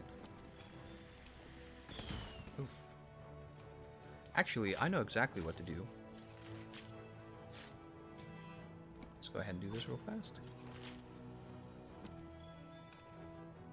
I know exactly what to do. I'll open up my audio recording software and that will actually explain it to me.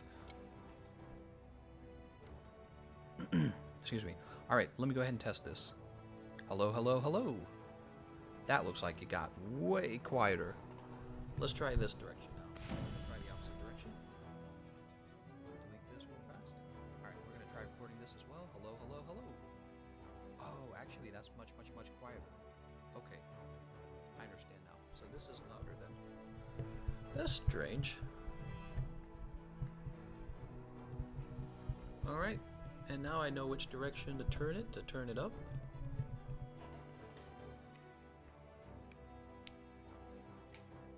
Game audio is not loud, you frigs. His mic is too quiet. Stop being misleading. Alright, so tell me if that's loud enough. And if it's not, I'll turn it up even more.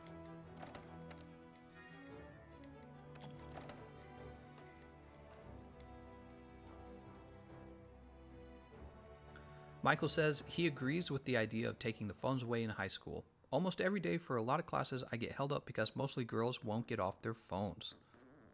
Why are they even on high school phones, man? Alright, let's see what we got for the rewards. Kulve Taroth, Kulve Wolvie and her golden mantle. We got the bonus rewards this round. It's nice. Whisper something sweet.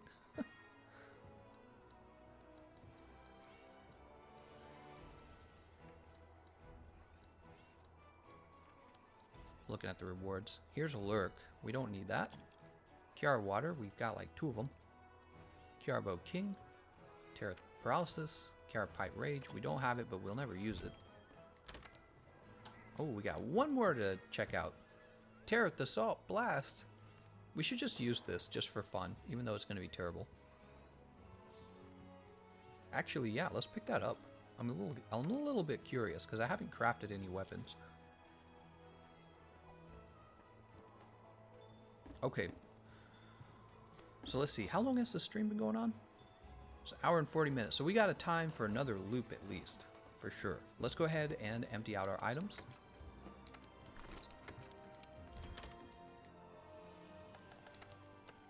Change equipment to Forger. On a scale of 1 to dummy, how thick is Kulve Wolvie? Kulve Wolvie. Kulve Wolvie is dummy thick. We all know it. We all know it.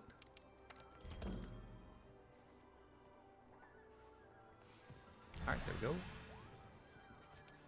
And let's eat a... Who's eating a meal for Pursuit 1? Turn up that mic until you sound like Kanye West. I don't think that'll ever happen. Let's turn it up a little more, though. Alright, I turned it up even more. Is your name Doric? Doric was my nickname. Yeah, when I was a kid. I had a nickname, Doric. It occurred because of one of my closer friends, his mother had misspelled my name as Doric. And so I would they would joke that that I was a dork or whatever, right? So it ended up being a funny little joke amongst us. And I stuck with it later. we have Miracle Worker, Kaiten, and Zadar. Is Kulve your waifu? I mean, she might as well be. If I was in a throuple, it would be me, my wife, and Kulve Wolvie. Let's go ahead and ready up. Tips for farming decorations as of now? Question mark. So the fastest method, in my opinion, is the Lavasiath quest, because it gives you a greater chance for the worn face stones. Those are the red face stones.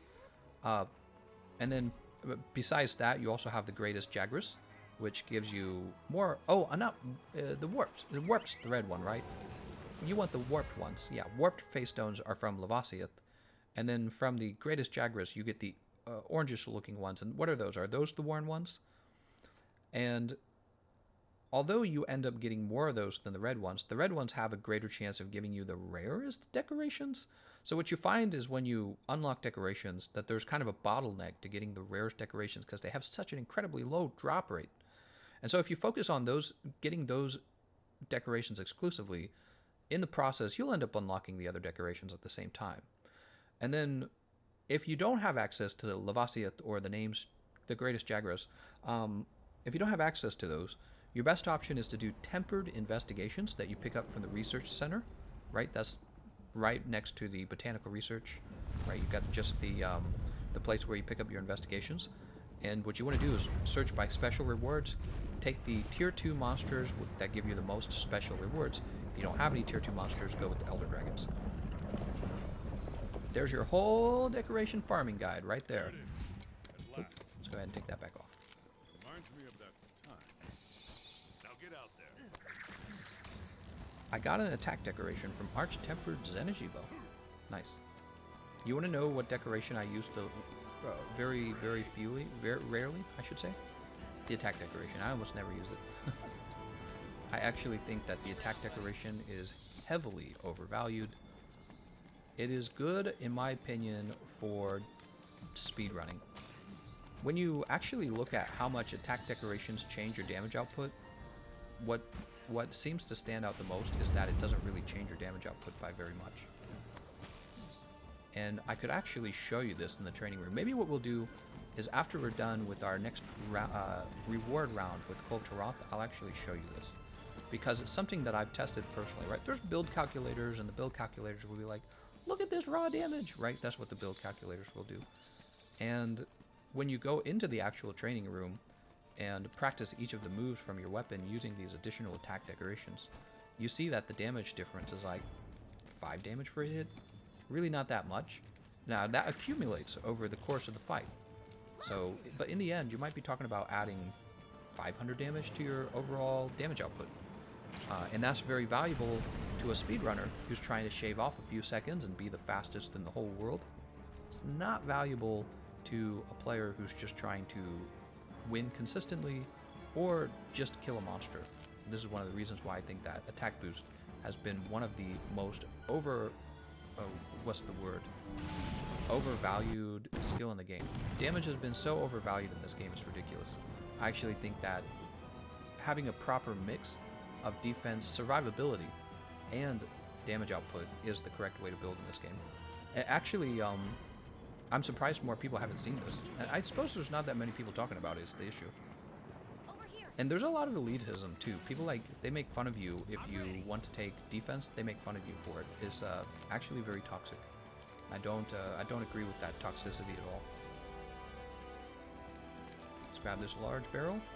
You should not be made fun of for wanting to take defense on your build. It is just ridiculous that people make fun of you for that. Frankie says, I wish I had a cow. What? Wish I had a hamburger. Nils Bowden says, getting Attack Jewel is just a trend from the game launch because it was rare. That's right. It was, you know, like pulling a special Pokemon card from the pack, right? You're like, hey, I got one. Kulve Wolvie. Another video release. Bracadios gameplay. Really? So you're saying that Capcom has released another video. We'll have to check that out. Frankie Cutlass says, elitism in multiplayer, you would think it was PvP. Exactly. This isn't even a PvP game. That's the craziest part. It's like, you're just playing co-op, and your teammate is taking a skill that will decrease the odds of him wasting your 1 of 3 cards, right? And you're mad at him for it, or you're just either you're mad at him for it, or you're gonna make fun of him for it, or you're gonna tell him he's doing it wrong, and it's like there's a limit, right? Like you should probably have weakness exploit 3. You should probably have crit boost. You should probably have white sharpness if you can get white sharpness. So there's attack skills you can easily afford. But then like getting upset because he chose, I don't know, maybe fire resist, maybe divine protection, maybe tool specialist over what? An attack decoration? It's like, oh, give me a break, man. You're talking about literally like 5 more damage per hit, if even that. I've seen cases where it's not even that. You know, cases where the build might be a mixed raw and elemental damage build or something like that. So yeah, I get frustrated. I wouldn't quite say frustrated. I don't agree with the elitism. And it's funny because the people who perpetuate that elitism often say, but I'm not an elitist. That's what they say. They're like, I'm not an elitist. It's like, but you are. You just don't want to say that you are. Let's go ahead and grab this bug. It's very interesting. This obviously is not the first game I've played, right? People ask, is this your first Monster Hunter game? It is, in fact. I've played a lot of multiplayer games, a lot of PvP games actually. So I'm familiar with hyper-competitive PvP scenes where people get real toxic with each other, and it is very surprising how similar Monster Hunter is to that. It's like, wait, this is not a PvP game, but somehow you're still going to beat people up for not playing the game the way that you play the game. Like, wow, man. Not optimized. What does that even mean, you know, optimized? Being honest, which one do you prefer? Kulve, Ghidorah, Smog, or Pikachu? Did I read that right? I don't even know what you mean by that. What is your definition of a good hunter?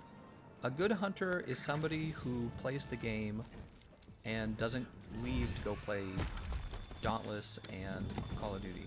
That is my definition. You know, it's hard to say. It is. Let's say you want to talk about who's actually the most skilled at this game. Probably a speedrunner. That's what I think. I think probably a very skilled speedrunner. There was the guy who got the Pursuit 1 Kulve Taroth victory the other day, solo. He defeated Kulve Taroth from Pursuit 1 by himself. That is a good player, right? He's real good.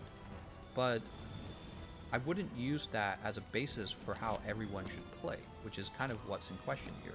Should everyone play like him? And the answer is really not. What you never see when people are doing these runs, what you don't see is how many runs they fail, how many times they abandon quests. Could be hundreds of times to get the perfect run. And look at what we do when we're playing live. We don't abandon any quests. We just straight play these quests. And this is the way most people actually play the game. But when you're playing the game in a very natural way where you don't abandon your quests all the time, you don't need like 100% damage output. What you need is to not waste your team's lives. And you know, you're not sitting here with your gamer glasses on, right? Your blue light glasses, and you've got your Monster Energy drink in your hand, and you're like, I'm going to get the world record. You're not doing that. You're just saying, I wonder what Kulve rewards I'm going to get today. That's what you're doing. And that's the way the majority of people play this game. And so when you're going to beat up on people for that, I think that's pretty unethical. Let's go ahead and pick up this Warren Scattered Gold Chip. And that's why we come up with words like elitism. Ooh, you're being a jerk. That's all it means. So, I don't like the way you're talking to me. Let me play the game I want and don't, no bully. Elitism is especially true for older games. I hear the argument that a lot of the mechanics that make life easier, such as not having to bring numerous pickaxes, makes worlds suck, and I get so annoyed. Well, yeah, there's people who are very much into the nostalgia of the previous games. I can kind of understand that. That's a little bit different, I would say. People who played the older games and really loved them and thought about all the hard work that they went through in order to be successful in that game, and then they look at you and they're like, you don't know how good you have it. That's kind of how they feel. They feel probably like they've earned their title for all the things that they've accomplished, and you know, whatever title is in their mind, in their mind they're like, I'm actually skilled. That's what they're thinking. And they think that you have it all unearned because you didn't go through the frustrations that they did. When often many of the changes that they've made are just quality of life changes. So they're just like, let's make it so that they don't have to buy pickaxes every time. Because it's actually annoying.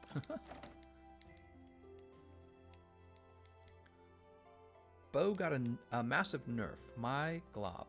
We don't know that. We don't actually know the effects of that nerf. Because, remember, they were mentioning that the nerf was made to balance out the weapons after they added a new skill where your elemental damage goes up from consecutive attacks. And the bow is one of those weapons like the dual blades that consecutively attacks more than anyone else. So just a thought. Alright, and now we're going to go ahead and set up an attack move. Let's go grab our items. Lake Keller's like, yeah, I really miss mining whetstones.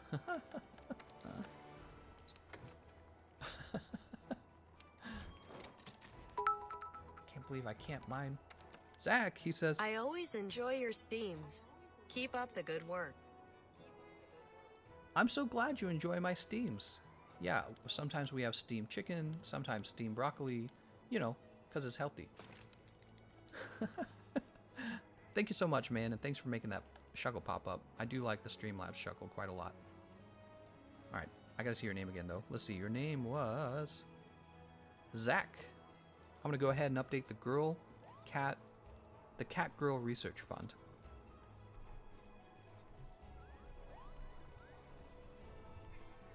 There we go. There you go, Zach. Thank you so much. I'm a Halo guy says, just got off work, double Joe today. Well, I asked the people on the server what they wanted, and they actually chose Kulve Taroth. What we may do later, we may do double Joe tonight.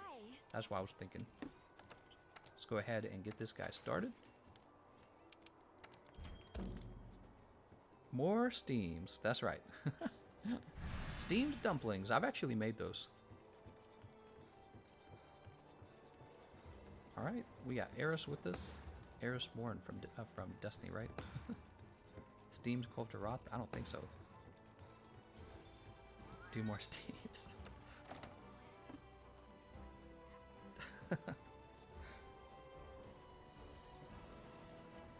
Joshua O says, I think your name is either Doric, Derek, Dorig, Derek, Drazik, Dirk, or Derek.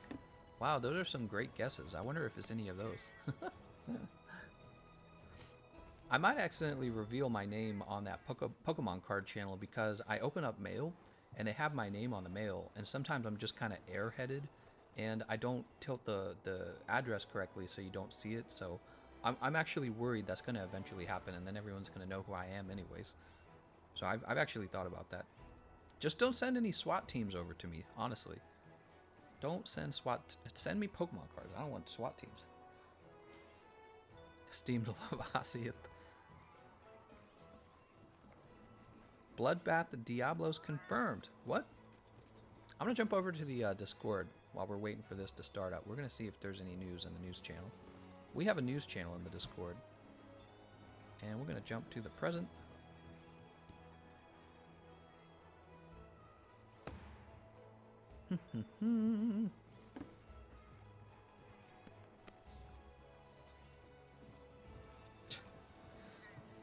I don't think there's been any new information other than the developer diary that we, excuse me, already saw. And I got the hiccups. How did that happen? Jack Beisel says, do people still SWAT in 2019? I suppose it's possible. Kelvin Smith, thank you so much, man. Wow, you've been really generous, Kelvin. I'm actually really surprised. You keep donating, you're going to end up being the top donator this month. I think there's a way to know that on Streamlabs. Let me look this up. Is there a way to know?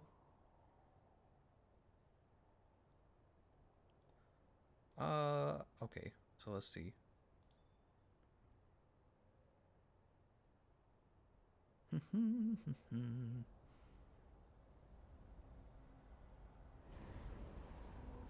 Oh, I'm not sure if it keeps track of... I don't think it keeps track of people who made donations through the super chat. I think it only keeps track of the I believe it only keeps track of people who made donations through the Streamlabs. I'm sorry, I don't actually know that, Kelvin. By the way, if you guys were curious, the person who has made the most donations through the Streamlabs this month has been TR Anthony. Thank you so much, TR Anthony.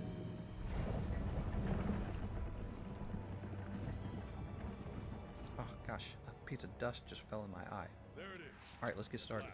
So this is an attack run. It looks like we forgot to eat. Whoops. Now get out there. What's the highest donation you ever received? Gosh, I don't remember. I think it was something over $100. Ready? It might have been over $100 from... There were a few guys. It was Chase Kennedy, Peerless Rain, David Larson, of course, and Law Guy. They were all making some large donations. And you know, a big reason they were making those large donations is so that I would go and purchase a PlayStation. And here I am. I'm on PlayStation now. So you can thank them for that. Let's go ahead and fire this. That's too bad. Just hoping for that horn break. Yeah, the PlayStation was generously brought to you by David Larson, Law Guy, Peerless Rain, and Chase Kennedy.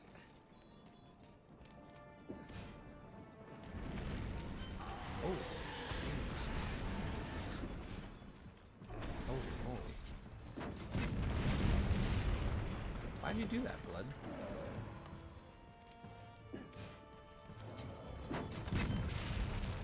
Okay.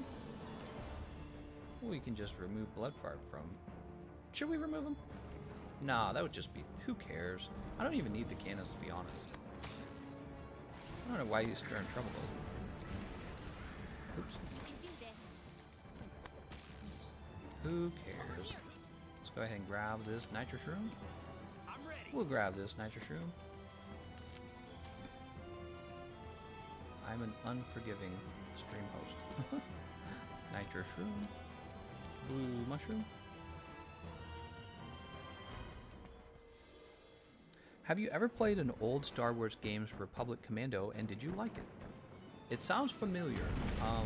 The reality is I did actually play a lot of old Star Wars games on old consoles, particularly ones that came out on Steam.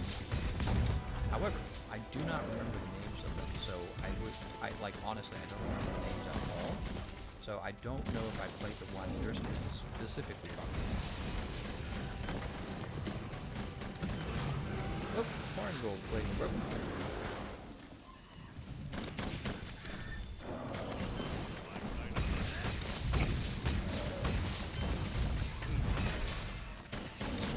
Can't hit a gadget lock at this.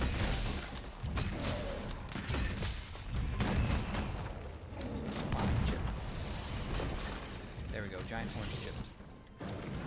Nice, one last thing we have to do. It's an old game. Yeah, I have no idea. They announced next month we're getting Republic Commandos as a new playable character in Battlefront 2. Oh, very cool.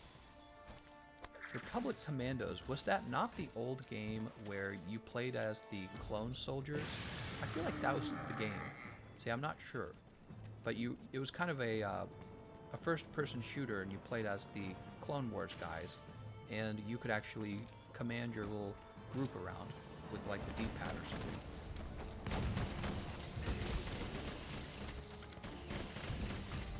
Oop.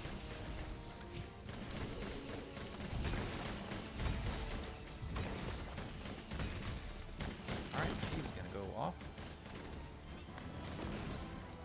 How's it going, Rosa O Drawing? Better not fart. I don't got a nose plug. Why can't we just get a full game? They're all live services. Ah, that's too bad. You guys are hoping to get the Commando game? Is that what it is? Republic Commando? You ready? Removing a guy for shooting a cannon? I didn't do it. I didn't remove him. He's still in. Oh, he withdrew from the quest. Well, it doesn't matter. He left. Is he still in the session? Huh? He's not in the session. Oh, yeah, he is. He's down here. Well, actually, when you leave, you don't know... When you leave the session, you don't know if the person's been there. I think he just came in here to troll. We'll be okay. Hopefully. Oops, I think I just swapped. I just swapped my, here, let's go grab some potions then. We'll make sure we have potions. I'm tame today, don't worry. Thank you, Rosa. I'm tame. I'm a Halo guy says yes, the clone soldiers and squad shooter. Ah, see, I'm pretty sure I did play that one then.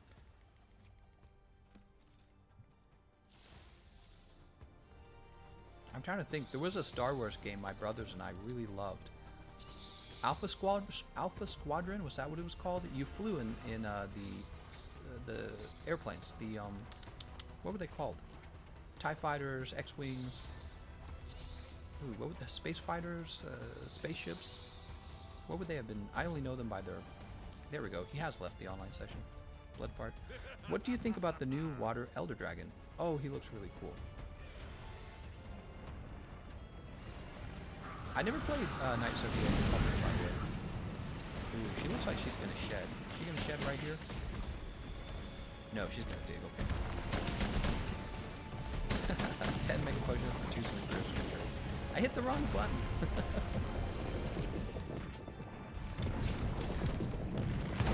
Rogue Squadron. That might be. Yes, I believe that was it. Loved that game. That game was so good. It was crazy. That sounds familiar. Rogue Squadron sounds very familiar. Oh, we should have eaten one a while ago.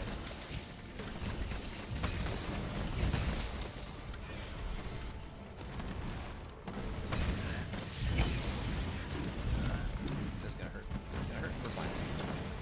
Was it for the PSP? It was available on the PSP. I actually bought it on the PSP, but we also had it for the GameCube as well. Yeah, there was a version of it available on the PSP, and it was different than the version that was on the Xbox. Do we have any kind of... No, we don't. Okay, I was just wondering.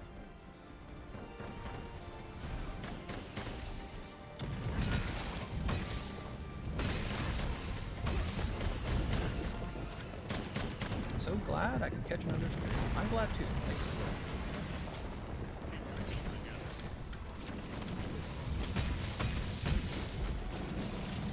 Those are roofing numbers. Oh my god, how did he sound this way?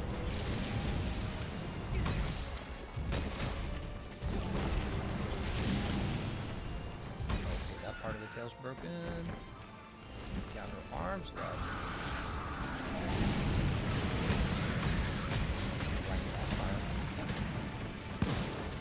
Back up.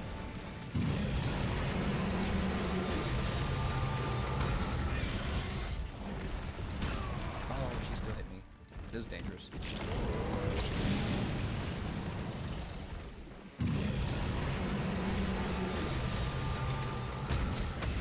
She's off my left stage. Let's go ahead and drink. Have you tried the Assassin's Creed mantle to knock down a monster yet? I have not. I was going to do it in this very stream, but then I realized I didn't have the mantle on my PlayStation 4. Also, I don't have the Wyvern Edition impact. I should probably unlock that before the festivals are over.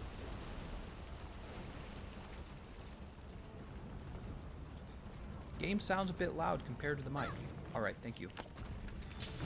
Sounds like I need to turn the mic up.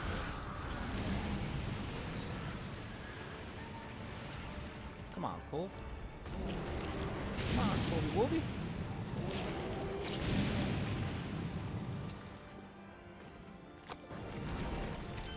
There we go.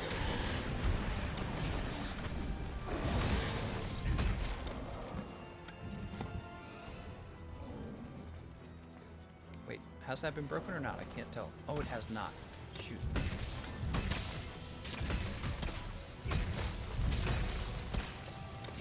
If only I had Park Break 3, that probably would have popped right off. I have Park Break 1.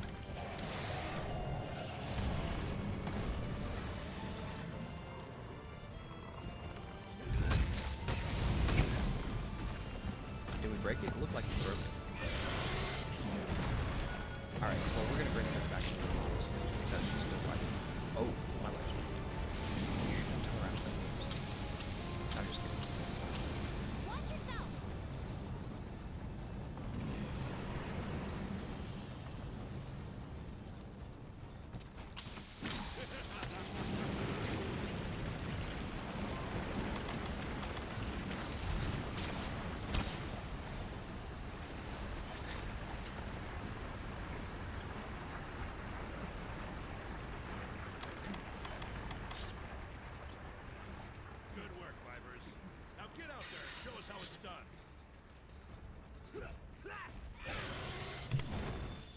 Okay.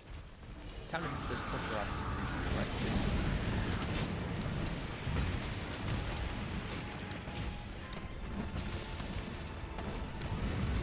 Oh, time to die to this clicker off is what I meant to say. Oh, I don't have life powders. I can't help them if they need help. Alright, it's going to sleep. We got Mega Barrel Bombs, right?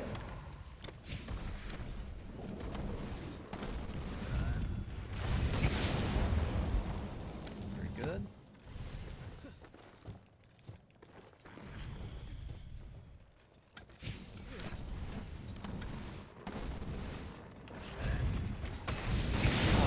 The second hit actually touched.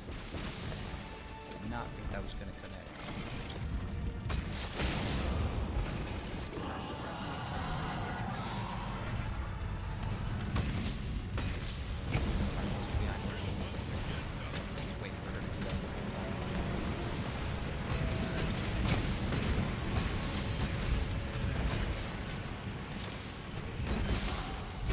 Broken. Nice job, everyone. Alright, at this point, I'm going to go ahead with the Temple Mantle. That's right. I don't always use it, but I should. See, because it saves you from stuff like that.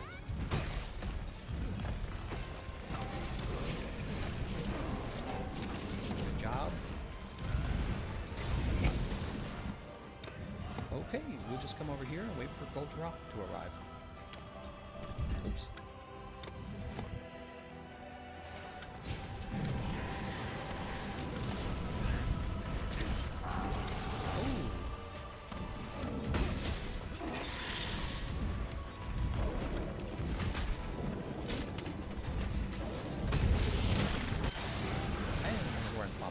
Nice job, everyone. Harris and King.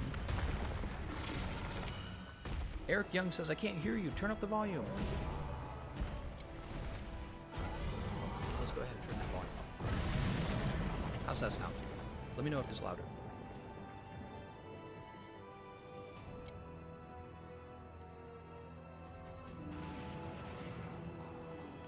Alright, and let's go carve those horns.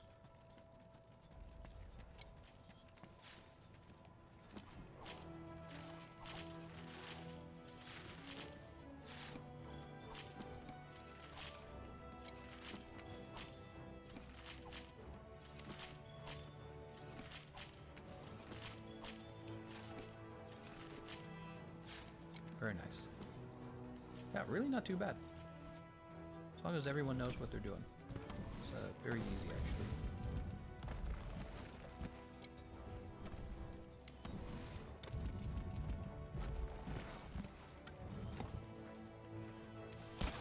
I was thinking what we could do after we take a look at the rewards is we can actually head over to the training room and I'll show you the effects of maybe like attack boost.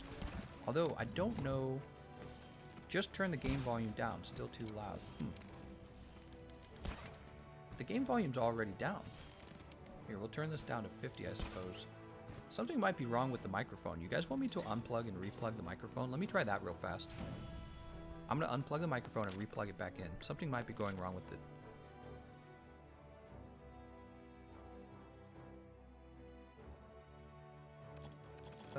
Nothing, the microphone's really been changed that much, so I'm surprised it's not louder.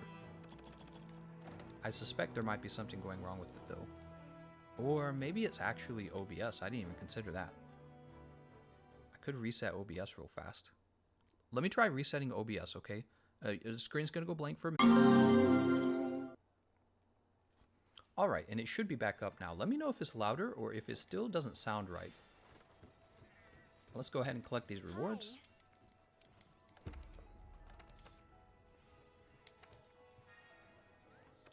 Hi. Oh, here we go. Are you going to play the new Call of Duty free beta on PlayStation 4 the 23rd? No, probably not. I'm not too interested in Call of Duty. My wife and I actually bought the most recent Call of Duty, and we thought it was so horrible. It just did not feel like a fun game at all. It felt like a really outdated game, to be honest. Like, wow, nothing's really been innovated that much since the last time I played Call of Duty. It's just a game where you shoot people and that's it. Hey, Zadar says, Gameconomist, message me when you want to learn P1, R1, 7. What? Alright, let's go ahead and head over to the training room.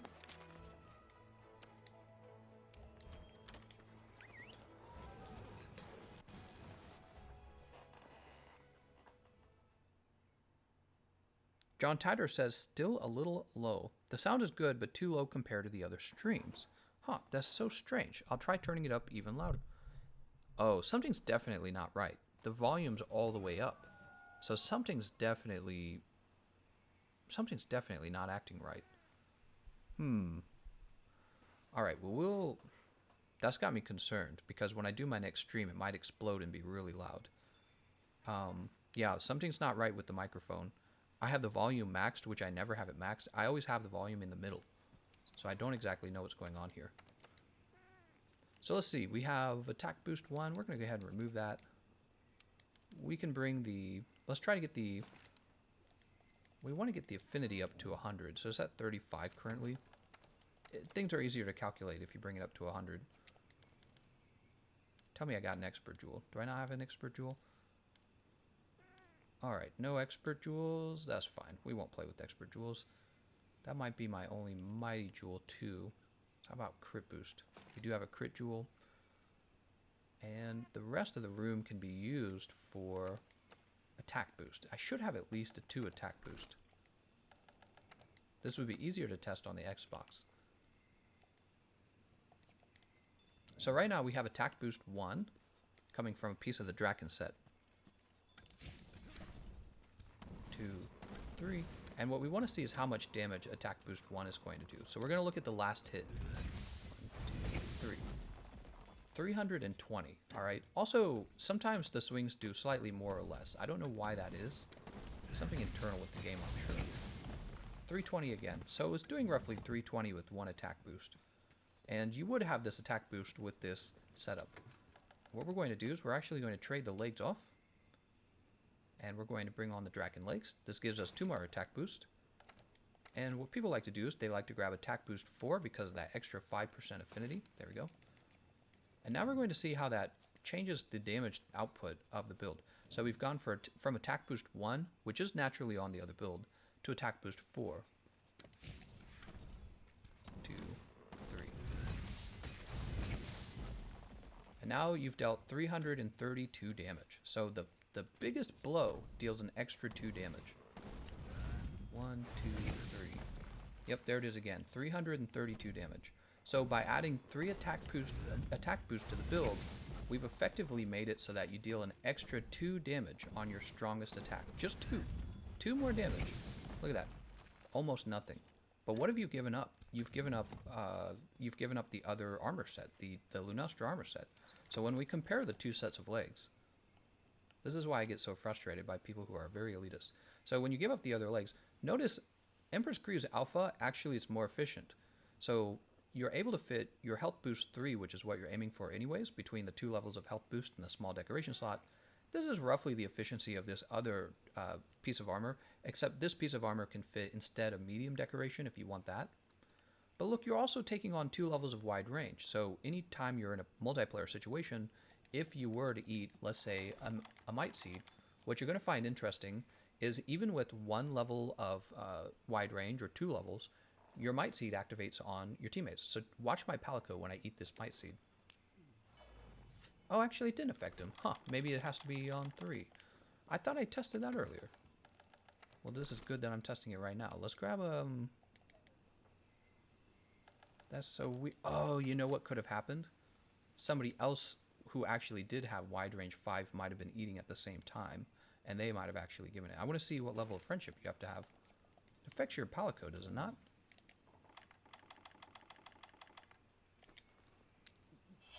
Oh, you have to have 3 levels of wide range for it to affect your... Oh, we didn't have any wide range. No. My original idea was still correct. The problem was we're not actually wearing the Lunastra legs. So 1 level of wide range even is enough for something like the Might Seed to activate. So check it out. 1 level of wide range, and you give out Might Seed to your teammates. It's actually kind of a big deal. Because when you're talking about handing out wide range and Demon Drug, not everyone on your team keeps up with those. So if you do, you're boosting everyone. You're making sure everyone's boosted. So it's funny, you give up... Let's go ahead and put on these Lunastra Greaves again. You give up attack boost 4, but you pick up wide range 2, which means that your might seeds are always activating, and you've got your health boost. And what are you really losing? 2 damage on your strongest move. And let's see how much damage this does with the might seed. Oh look, it's 338 anyways. So you got a bigger boost from the might seed than you did from 3 levels of attack boost. Now of course you can take attack boost and eat the might seed, but what you can't do is you can't force everyone to eat a might seed. Oh, but you can if you took wide range. Wide range will actually force everyone to eat that might seed. You know, they have no choice. You have wide range on.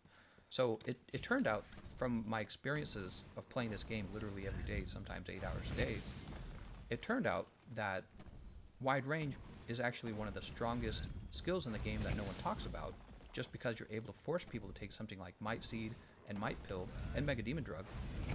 And attack boost barely affects your build at all, but that's the skill everyone cares about, and that's the skill everyone's always telling you to take, rather than defensive skills like wide range and health boost on the Lunastra Lakes. And if you were to tell them they're wrong, they probably would not like to hear that.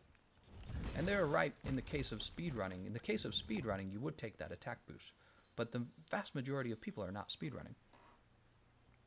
Alright. The only reason you take attack boost 4 is for that 5% more affinity. I actually agree with this. That extra 5% affinity does have a synergy with crit boost, so it's very valuable. However, while that is important, it isn't being calculated here. It's still not that much in my opinion. It really is not. You are talking about a serious amount of damage, but some weapons like the Sleep Hammer actually reach 50% affinity without needing that attack boost. So at that point, you have other options. Despair Rises says, how's your day? My day's going pretty good. Hope your day's going well. 12 extra damage, not 2. Oh, I'm sorry, did I missee it?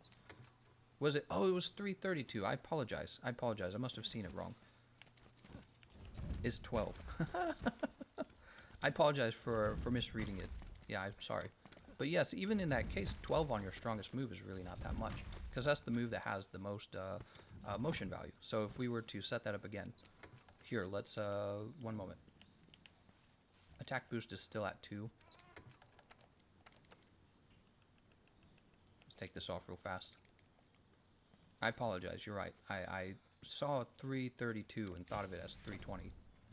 Alright, so check this out. Not all of the moves on your weapons have high motion values. That's going to be 40. Oh, let's make sure it's affinity.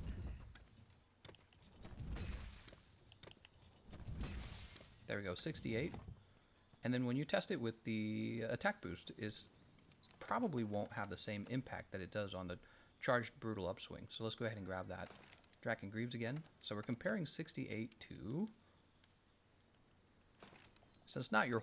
Some weapons have a lot more motion values than others, such as the Greatsword and the Hammer and the Hunting Horn. But not all weapons have good motion values.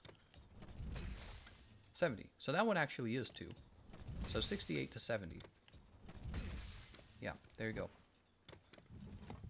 So in the case of the hammer, you're right, it is 12, but that's on only like your strongest swing that has the best motion value. Let's say you're using dual blades and you actually have terrible, terrible motion values. It's actually much harder to make the case that attack boost has any value at all, except for perhaps that static affinity that you get, the 5% affinity, and that's about it. And really, you're giving that up as opposed to having something like health boost. That's my argument, is that, well, yeah, you could do a small amount more damage, or you could have health boost 3, you could have evade window 3, you could have, name another one, divine protection against a raw damage monster, right? So, yeah, I don't really agree with the whole damage meta at all. I really don't. I don't see the value in it unless you're speedrunning. If you're speedrunning, I do see the value in it, because what you're going to do is if you screw something up, you're just going to reset. But if you're playing multiplayer and your teammates are relying on you not to die, they're relying on you not to die. It's kind of like, how do I say it? It's kind of rude to come in without some properly efficient defensive skills, right? So if your teammates are relying on you not to waste the shared lives, and you're like, I don't need health boost 3, all I need is attack boost 4. You see what I'm saying? Especially against certain monsters. And that's not always a big deal. The question is, how skilled are you? So some people will get away without needing health boost, just because they're very, very, very, very practiced against a particular monster or a particular build. But I've found that that's not generally the case. That's the case sometimes, just not generally the case. Alright, I thought you guys would find this interesting. I'm going to go ahead and wrap the stream up there. Let's go ahead and do the wave. Yeah, I thought I'd show that to you guys, because you can't really see that from a build calculator, and I know a lot of people use build calculators to make decisions. Oops, that's a shout out. We want gestures. The build calculator does not show you that attack boost 4 really does not give you that much. Where's the wave? I'm terrible. There it is. Oh, you don't get to see it if the weapon's out. I didn't know that. Let's try this again. There we go. Alright. I want to thank you all for watching, and I'll see you guys next time.